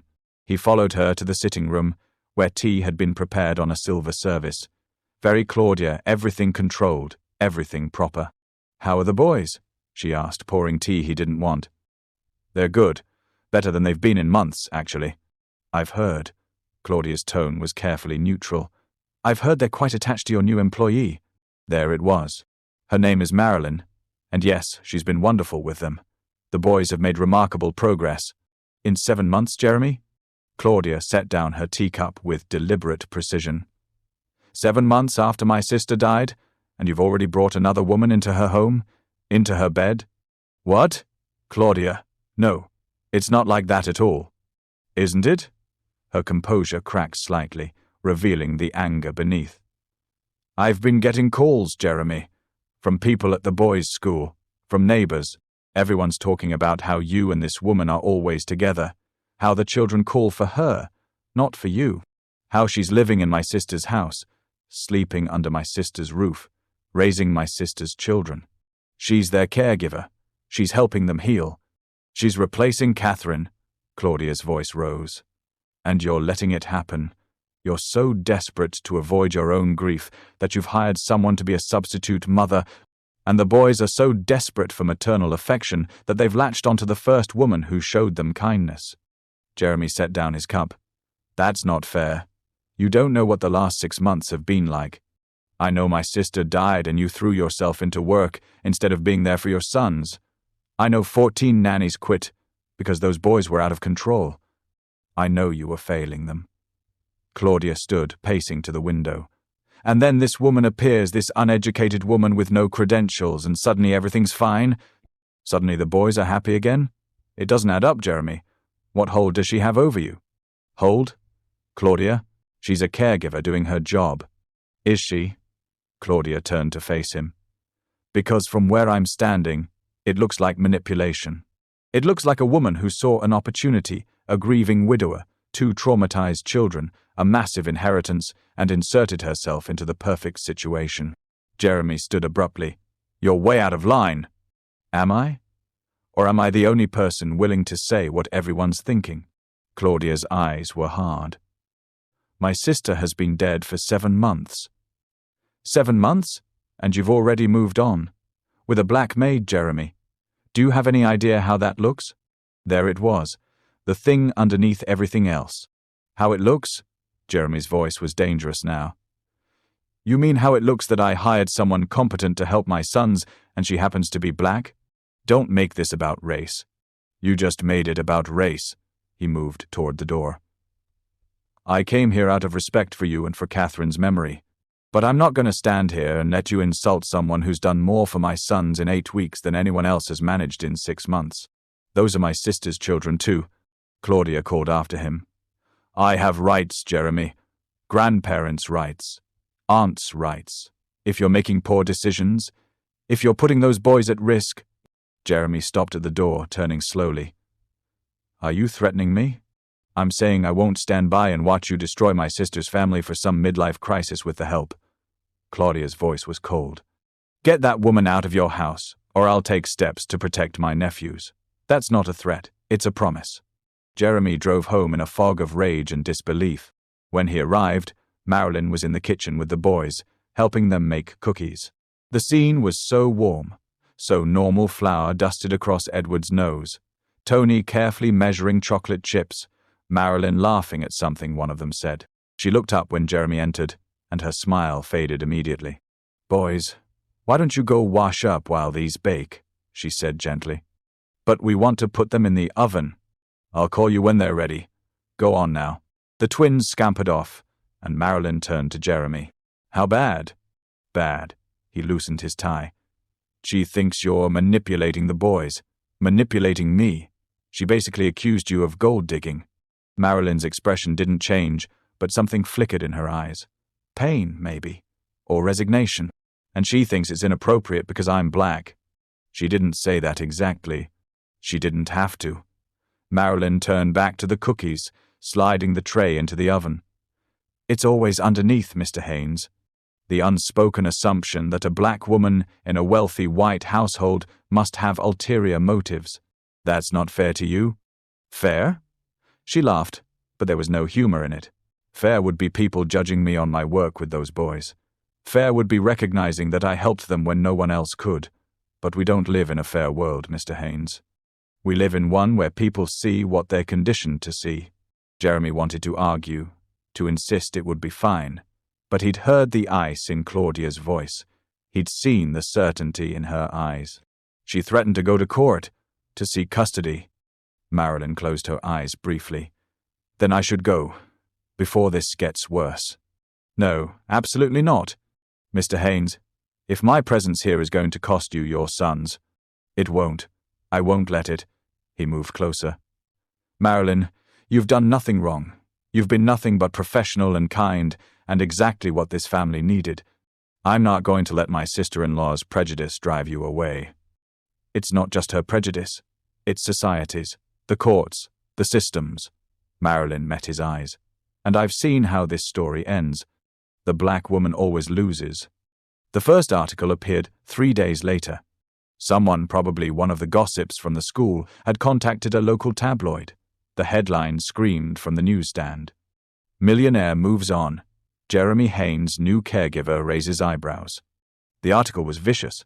It included photos snapped at school pick-up Jeremy and Marilyn standing together, laughing at something one of the boys had said. The accompanying text was full of insinuation. Just months after the tragic death of his wife Catherine, wealthy businessman Jeremy Haynes has found comfort in an unlikely source, his children's caregiver, Marilyn Kate. Sources close to the family report that Kate, who has no formal training in childcare, has become increasingly central to the household. The children are very attached to her, says one concerned parent. Perhaps too attached. It makes you wonder what's really going on in that house. By that evening, it had gone viral on social media. The comments section was a cesspool. This is disgusting. His wife hasn't been dead a year. She saw a wealthy white man and saw dollar signs. Classic. Those poor children, being used as pawns in whatever this is. Why does it always have to be about race? Maybe she's just good at her job. Oh, please. We all know what this is really about. Marilyn read the article on her phone, sitting alone in her room.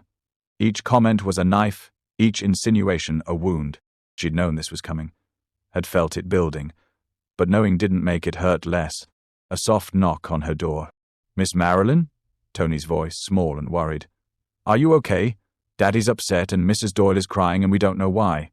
She opened the door to find both boys standing there in their pajamas, faces creased with concern. "Come here, babies." She pulled them into a room, gathering them close. "Everything's going to be okay." "Why are people saying bad things about you?" Edward asked. Daddy was reading something on his computer, and he got really angry. Sometimes grown-ups say things that aren't true because they don't understand. But you two know the truth, right? You know I'm here because I care about you? We know, Tony said fiercely. And anyone who says different is stupid. Despite everything, Marilyn smiled. That's not very kind, Tony, but it's true. Maybe, but we still don't call people stupid, even when they're wrong. The situation escalated rapidly. More articles appeared, each one worse than the last. Someone dug up Marilyn's background, her foster care history, her daughter's death, her lack of formal education, and twisted it all into a narrative of manipulation and opportunism. From foster care to mansion. The calculated rise of Marilyn Kate. Anonymous sources, clearly Claudia or her friends, provided damaging quotes. She knew exactly what she was doing. A widower, vulnerable children, a massive estate. She played the long game. The photos got worse, too. Someone with a telephoto lens had captured Marilyn and Jeremy through the kitchen window, standing close together while they talked. The image looked intimate, even though the conversation had been about Tony's math homework. Then came the custody petition. Jeremy's lawyer called on a Thursday morning, his voice tight. "Jeremy, Claudia Haynes has filed for emergency custody of the twins. She's claiming you're mentally unfit, that you've created an inappropriate living situation, and that the children are at risk." At risk? That's insane. She has statements from neighbors, from school parents, from people claiming to have witnessed concerning behavior. She's painting a picture of a man in crisis making dangerous decisions. This is because of Marilyn. Because Claudia's uncomfortable with. I know, but we need to take this seriously. Emergency custody hearings move fast. We're looking at next week. Jeremy sank into his chair, the world tilting. Can she win? She's Catherine's sister. She's financially stable. She has a clean home and a spotless reputation. And right now, public opinion is not on your side. His lawyer paused. Jeremy, I have to ask, is there anything inappropriate happening with Miss Kate? No. God, no. She's the children's caregiver. That's all. Then we need to prove that. Quickly. Because right now the narrative is that you're having an affair with the help while your sons are used as cover. The hearing was set for the following Wednesday. Marilyn sat in her room that night, staring at her packed bag. She'd been here before the moment when staying became too costly, when the accusations became too loud, when walking away was the only way to protect the people she cared about. A knock on her door. Jeremy. Can I come in? She nodded, not trusting her voice. He saw the packed bag, and his face fell. No, Marilyn, no. I can't let you lose your sons because of me. You're not the reason I might lose them. Claudia's prejudice is the reason. The world's prejudice is the reason. He sat beside her on the bed, careful to maintain appropriate distance. If you leave now, it proves her point. It makes it look like we had something to hide. And if I stay, they'll twist everything. They'll make it look like I manipulated you, manipulated the boys. Then let them try, because we have the truth on our side. Jeremy's voice was firm. Those boys love you, not because you manipulated them, but because you showed up when everyone else gave up. You loved them through the worst thing they'd ever experienced. That's not manipulation. That's grace. The court won't see it that way. Then we make them see it. He took her hand the first time he'd ever touched her like this, and even now it was gentle, respectful, nothing more than reassurance. I'm not letting you go. Not because of gossip or lies or Claudia's fear. You're part of this family now, and we don't abandon family. Marilyn's eyes filled with tears. Your sons need you. If I'm the reason you lose them, you're the reason I found them again. Jeremy's voice cracked. Before you came, I was going through the motions. The boys were falling apart, and I couldn't stop it because I was falling apart too. You taught me how to be present, how to see them, how to be their father again. So no, Marilyn, you're not leaving. We're fighting this together. Mr. Haynes, Jeremy, please. After everything we've been through, I think we can use first names. Despite the tears, despite the fear, she almost smiled. Jeremy, then. But you need to understand, this is going to get uglier before it gets better. They're going to say terrible things about both of us, about what we are to each other. Let them. Because I know what we are. We're two people who love those boys enough to stand together when the world tries to tear us apart. He stood, moving toward the door. The hearing is Wednesday. I need you there. Not as the help, as the woman who saved my family. After he left, Marilyn unpacked her bag slowly. She'd run before. From prejudice, from false accusations, from fights she knew she couldn't win. But this time was different. This time, she had something worth fighting for. 2 little boys who needed her, and a man who'd finally learned that strength sometimes meant admitting you couldn't do it alone. The next morning, Jeremy made a call that would change everything. I need you to investigate Claudia Haynes, he told his private investigator. Everything. Her finances, her connections, her social circle. If she's building a case against me based on lies and prejudice, I want to know who's helping her and why. Are you sure about this, Mr. Haynes? She's family. She's attacking the people I love using fear and prejudice as weapons. I'm sure. The battle lines were drawn. And Wednesday's hearing would determine whether love and truth could triumph over power and perception. The courthouse felt like a cathedral of judgment, all marble floors and high ceilings, voices echoing in ways that made even whispers sound like accusations. Jeremy arrived early Wednesday morning with his lawyer, Marcus Chen, a sharp family law attorney who'd come highly recommended. Marilyn followed a few steps behind, wearing a simple navy dress and cardigan, her hands clasped tightly together to keep them from shaking. Remember, Marcus said quietly as they approached the courtroom. Stay calm. Answer only what's asked, and don't let them provoke you. Claudia's lawyer is going to try to paint you both as reckless and inappropriate. We counter with facts, with the boys' improvement, with expert testimony. What about the boys? Jeremy asked. Will they have to testify? I'm hoping to avoid that. They're 6 years old. Putting them on the stand would be traumatic. Marcus paused. But Claudia's team might call them. Be prepared for that. Marilyn felt sick. The boys were at home with Mrs. Doyle, confused about why they couldn't come, worried about what was happening. Tony had clung to Marilyn that morning, his small face pinched with anxiety. You're coming back, right? I'm coming back, baby. I promise. That's what you said last time. The words had cut her deeply. Because he was right, she had left before.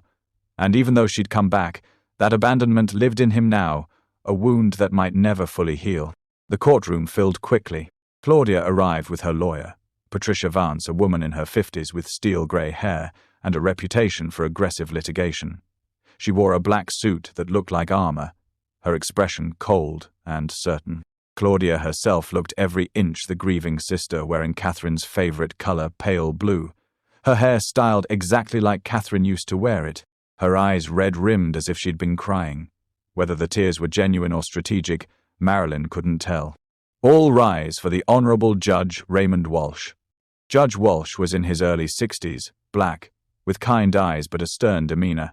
He surveyed the courtroom before taking his seat. This is an emergency hearing regarding the petition for custody filed by Claudia Haynes concerning her nephews, Anthony and Edward Haynes, currently in the custody of their father, Jeremy Haynes. He looked over his reading glasses at both parties. This is about the welfare of 2 children who've already suffered tremendous loss. I expect everyone in this courtroom to remember that. Miss Vance, you may proceed. Patricia Vance stood, and the assault began. Your Honor, my client comes before you today out of profound concern for her nephew's well-being. These boys lost their mother, my client's beloved sister, just 7 months ago. They are vulnerable, traumatized, and desperately in need of stability. She pulled out a folder thick with documents. What they've received instead is chaos, confusion, and exposure to a situation that is, at best, inappropriate, and at worst, predatory. Marcus shot to his feet. Objection, Your Honor. Counsel is making inflammatory accusations without basis. I'm establishing context, Your Honor, if counsel will allow me to present my case. Judge Walsh nodded. Continue, but watch your language, Miss Vance. Of course, Your Honor.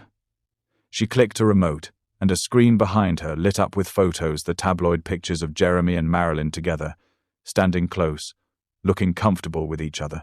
These images were taken over the past 6 weeks. They show Jeremy Haynes and Marilyn Kate, a woman he hired as household help, in what can only be described as an intimate relationship. They're talking, Jeremy hissed to Marcus. I know.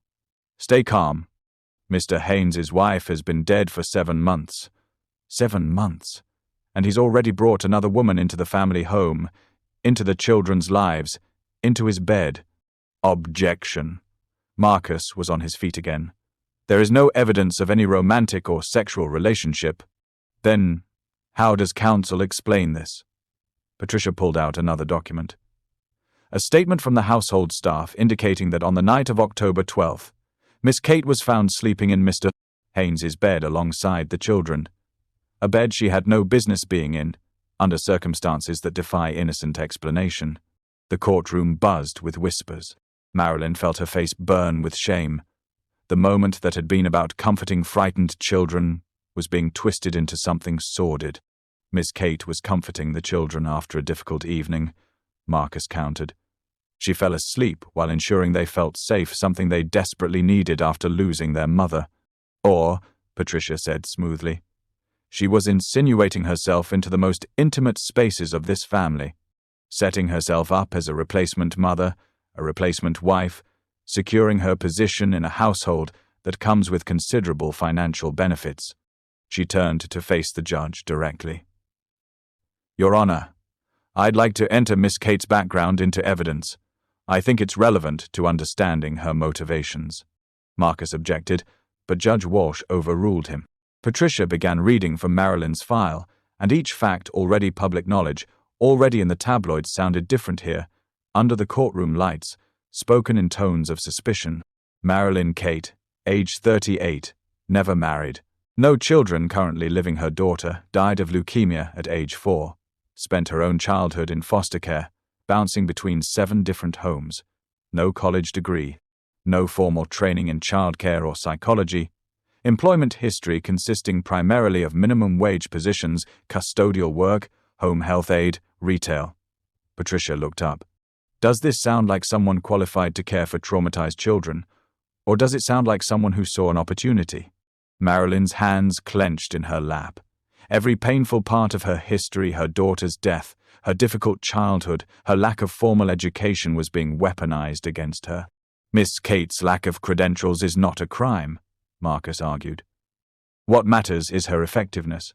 The boys have shown remarkable improvement under her care. Have they?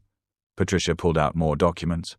Or have they simply transferred their attachment from their deceased mother to the nearest available substitute? I have a statement here from Dr.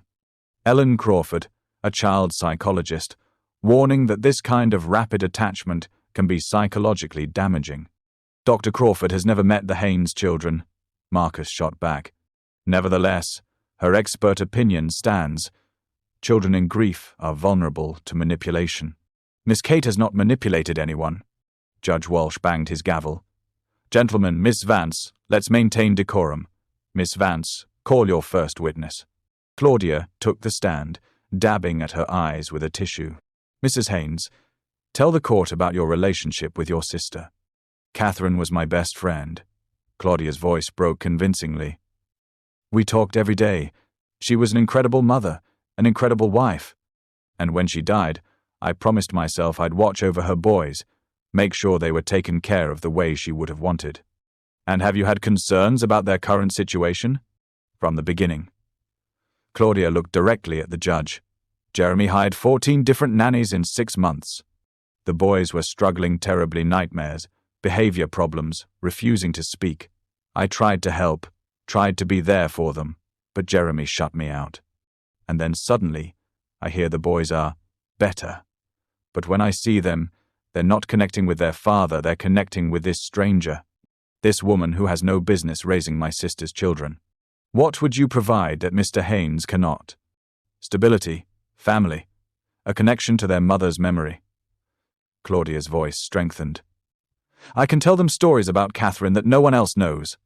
I can keep her alive for them in ways a paid employee never could. And I can ensure they're not exposed to inappropriate relationships or situations that Catherine would never have allowed.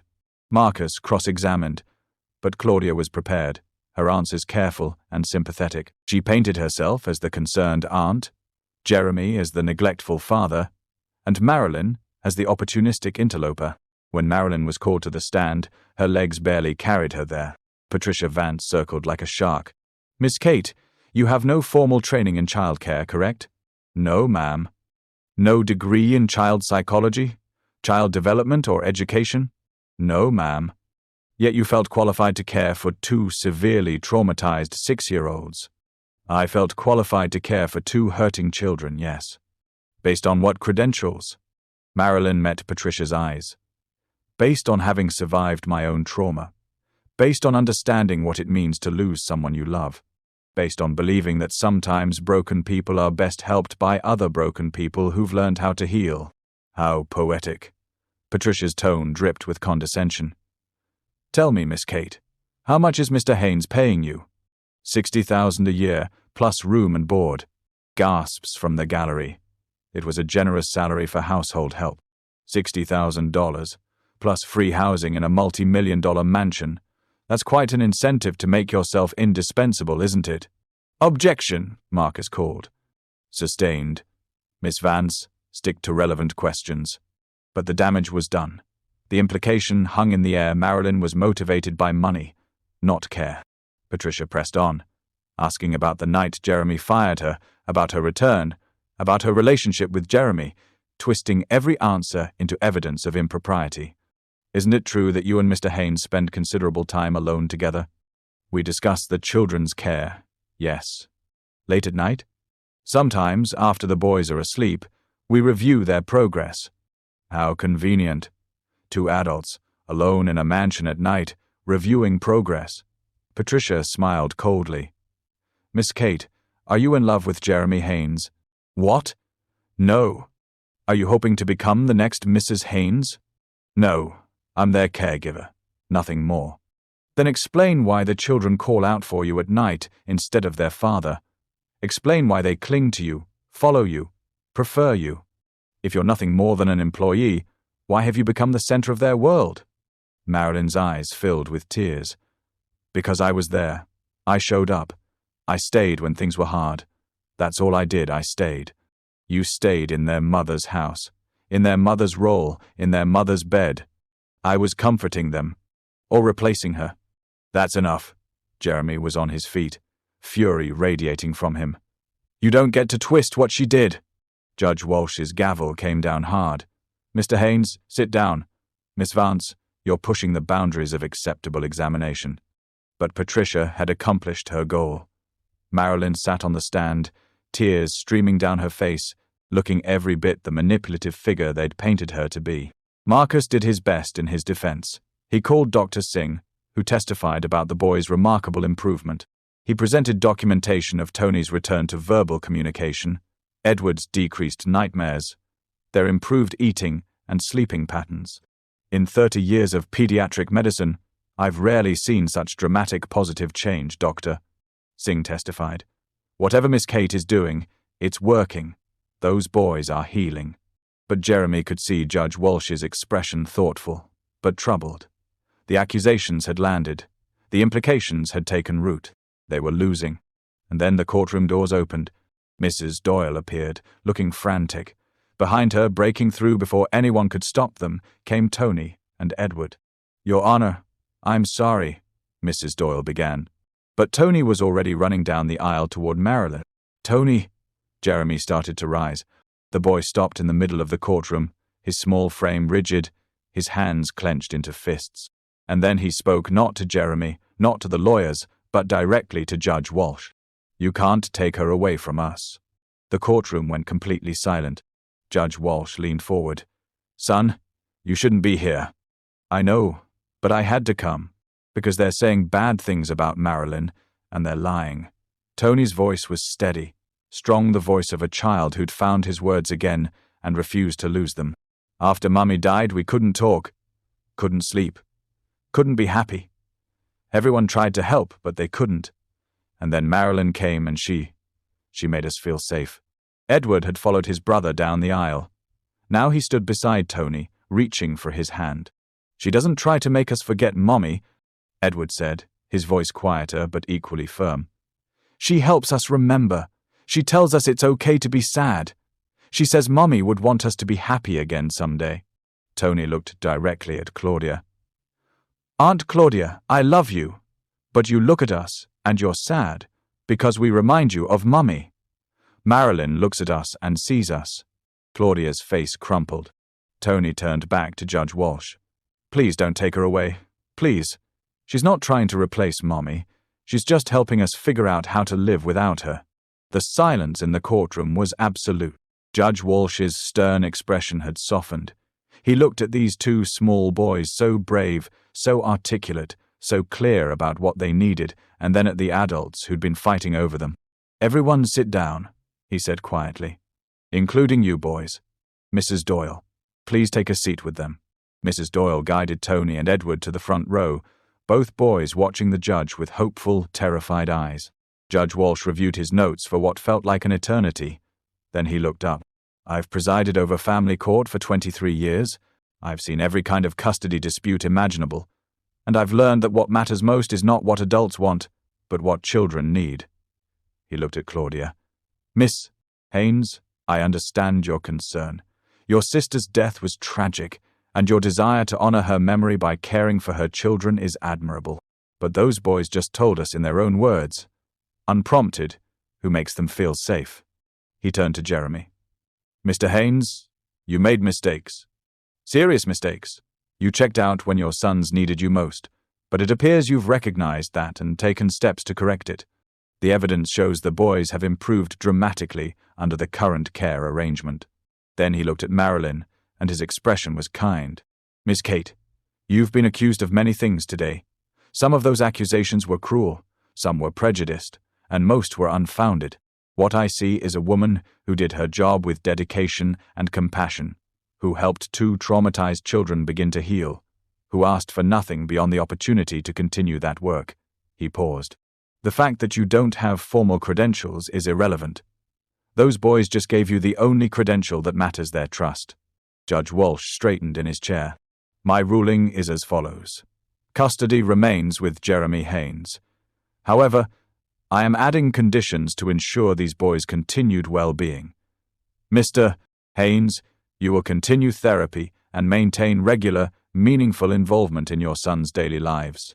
Miss Marilyn Kate is hereby recognized as an essential caregiver to these children, with legal standing to make decisions regarding their daily care, education, and medical needs in consultation with their father. Any attempt to remove her from this position without documented cause will result in a review of custody arrangements. He looked at Claudia. Mrs. Haynes, you will maintain regular visitation rights. But this case is closed. These children have been through enough. The gavel came down. The courtroom erupted in whispers, but Jeremy heard none of it. He was already moving toward the boys, dropping to his knees in front of them. You were so brave, he whispered, pulling them into his arms, in fear to recognize. And for the first time, she wondered if she'd been fighting the wrong battle all along. 2 weeks after the court ruling, Jeremy's private investigator delivered a manila envelope that would change everything. You're going to want to see this, David Marshall said, sliding the documents across Jeremy's desk. Some of those witness statements Claudia's lawyer presented? Forged signatures. Fabricated testimony. And the money trail leads directly back to Claudia's personal account.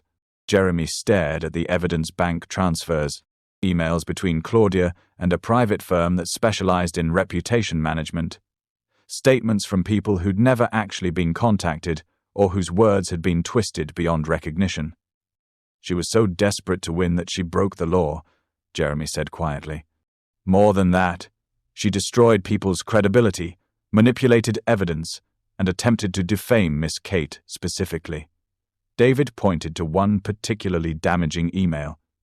This one, where she tells the firm to emphasize the racial angle, that's going to be hard for her to explain.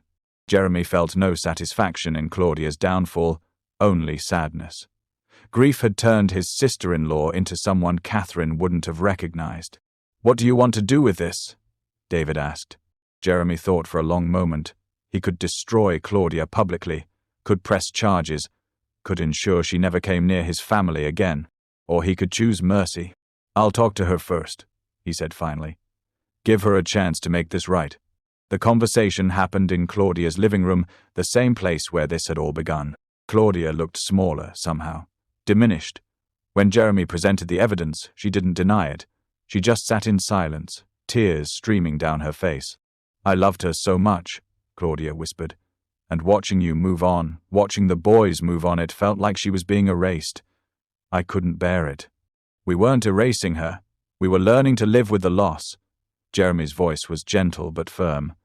"Claudia, grief made you do terrible things. You hurt Marilyn. You hurt me. And you almost traumatized the boys all over again." "I know." Claudia looked up, her face ravaged by guilt. "What are you going to do?" "That depends on you. You can issue a public apology, a real one, admitting what you did and clearing Marilyn's name completely. You can agree to therapy, to supervised visitation with the boys, and to never interfering in our household again." He paused. "Or I turn this over to the authorities and let them handle it. Your choice." Claudia closed her eyes. "I'll do whatever you ask. Just please, please, don't keep me from Tony and Edward completely. They're all I have left of Catherine. They're not replacements for her. They're their own people, trying to figure out how to grow up without their mother. If you can support that instead of holding them hostage to grief, you're welcome in their lives." Claudia's public statement went viral within hours. She appeared on the local news, her face bare of makeup, her voice trembling but clear. "I want to apologize publicly to Marilyn Kate, to Jeremy Haynes, and most importantly, to my nephews Tony and Edward. In my grief over losing my sister, I made terrible accusations against a woman who has done nothing but love and care for those boys. I allowed prejudice and fear to cloud my judgment. I fabricated evidence and spread lies. Miss Kate is not a gold digger or a manipulator. She is a remarkable caregiver who helped my nephews heal when no one else could. I am deeply ashamed of my actions, and I hope someday they can forgive me." The public response was swift.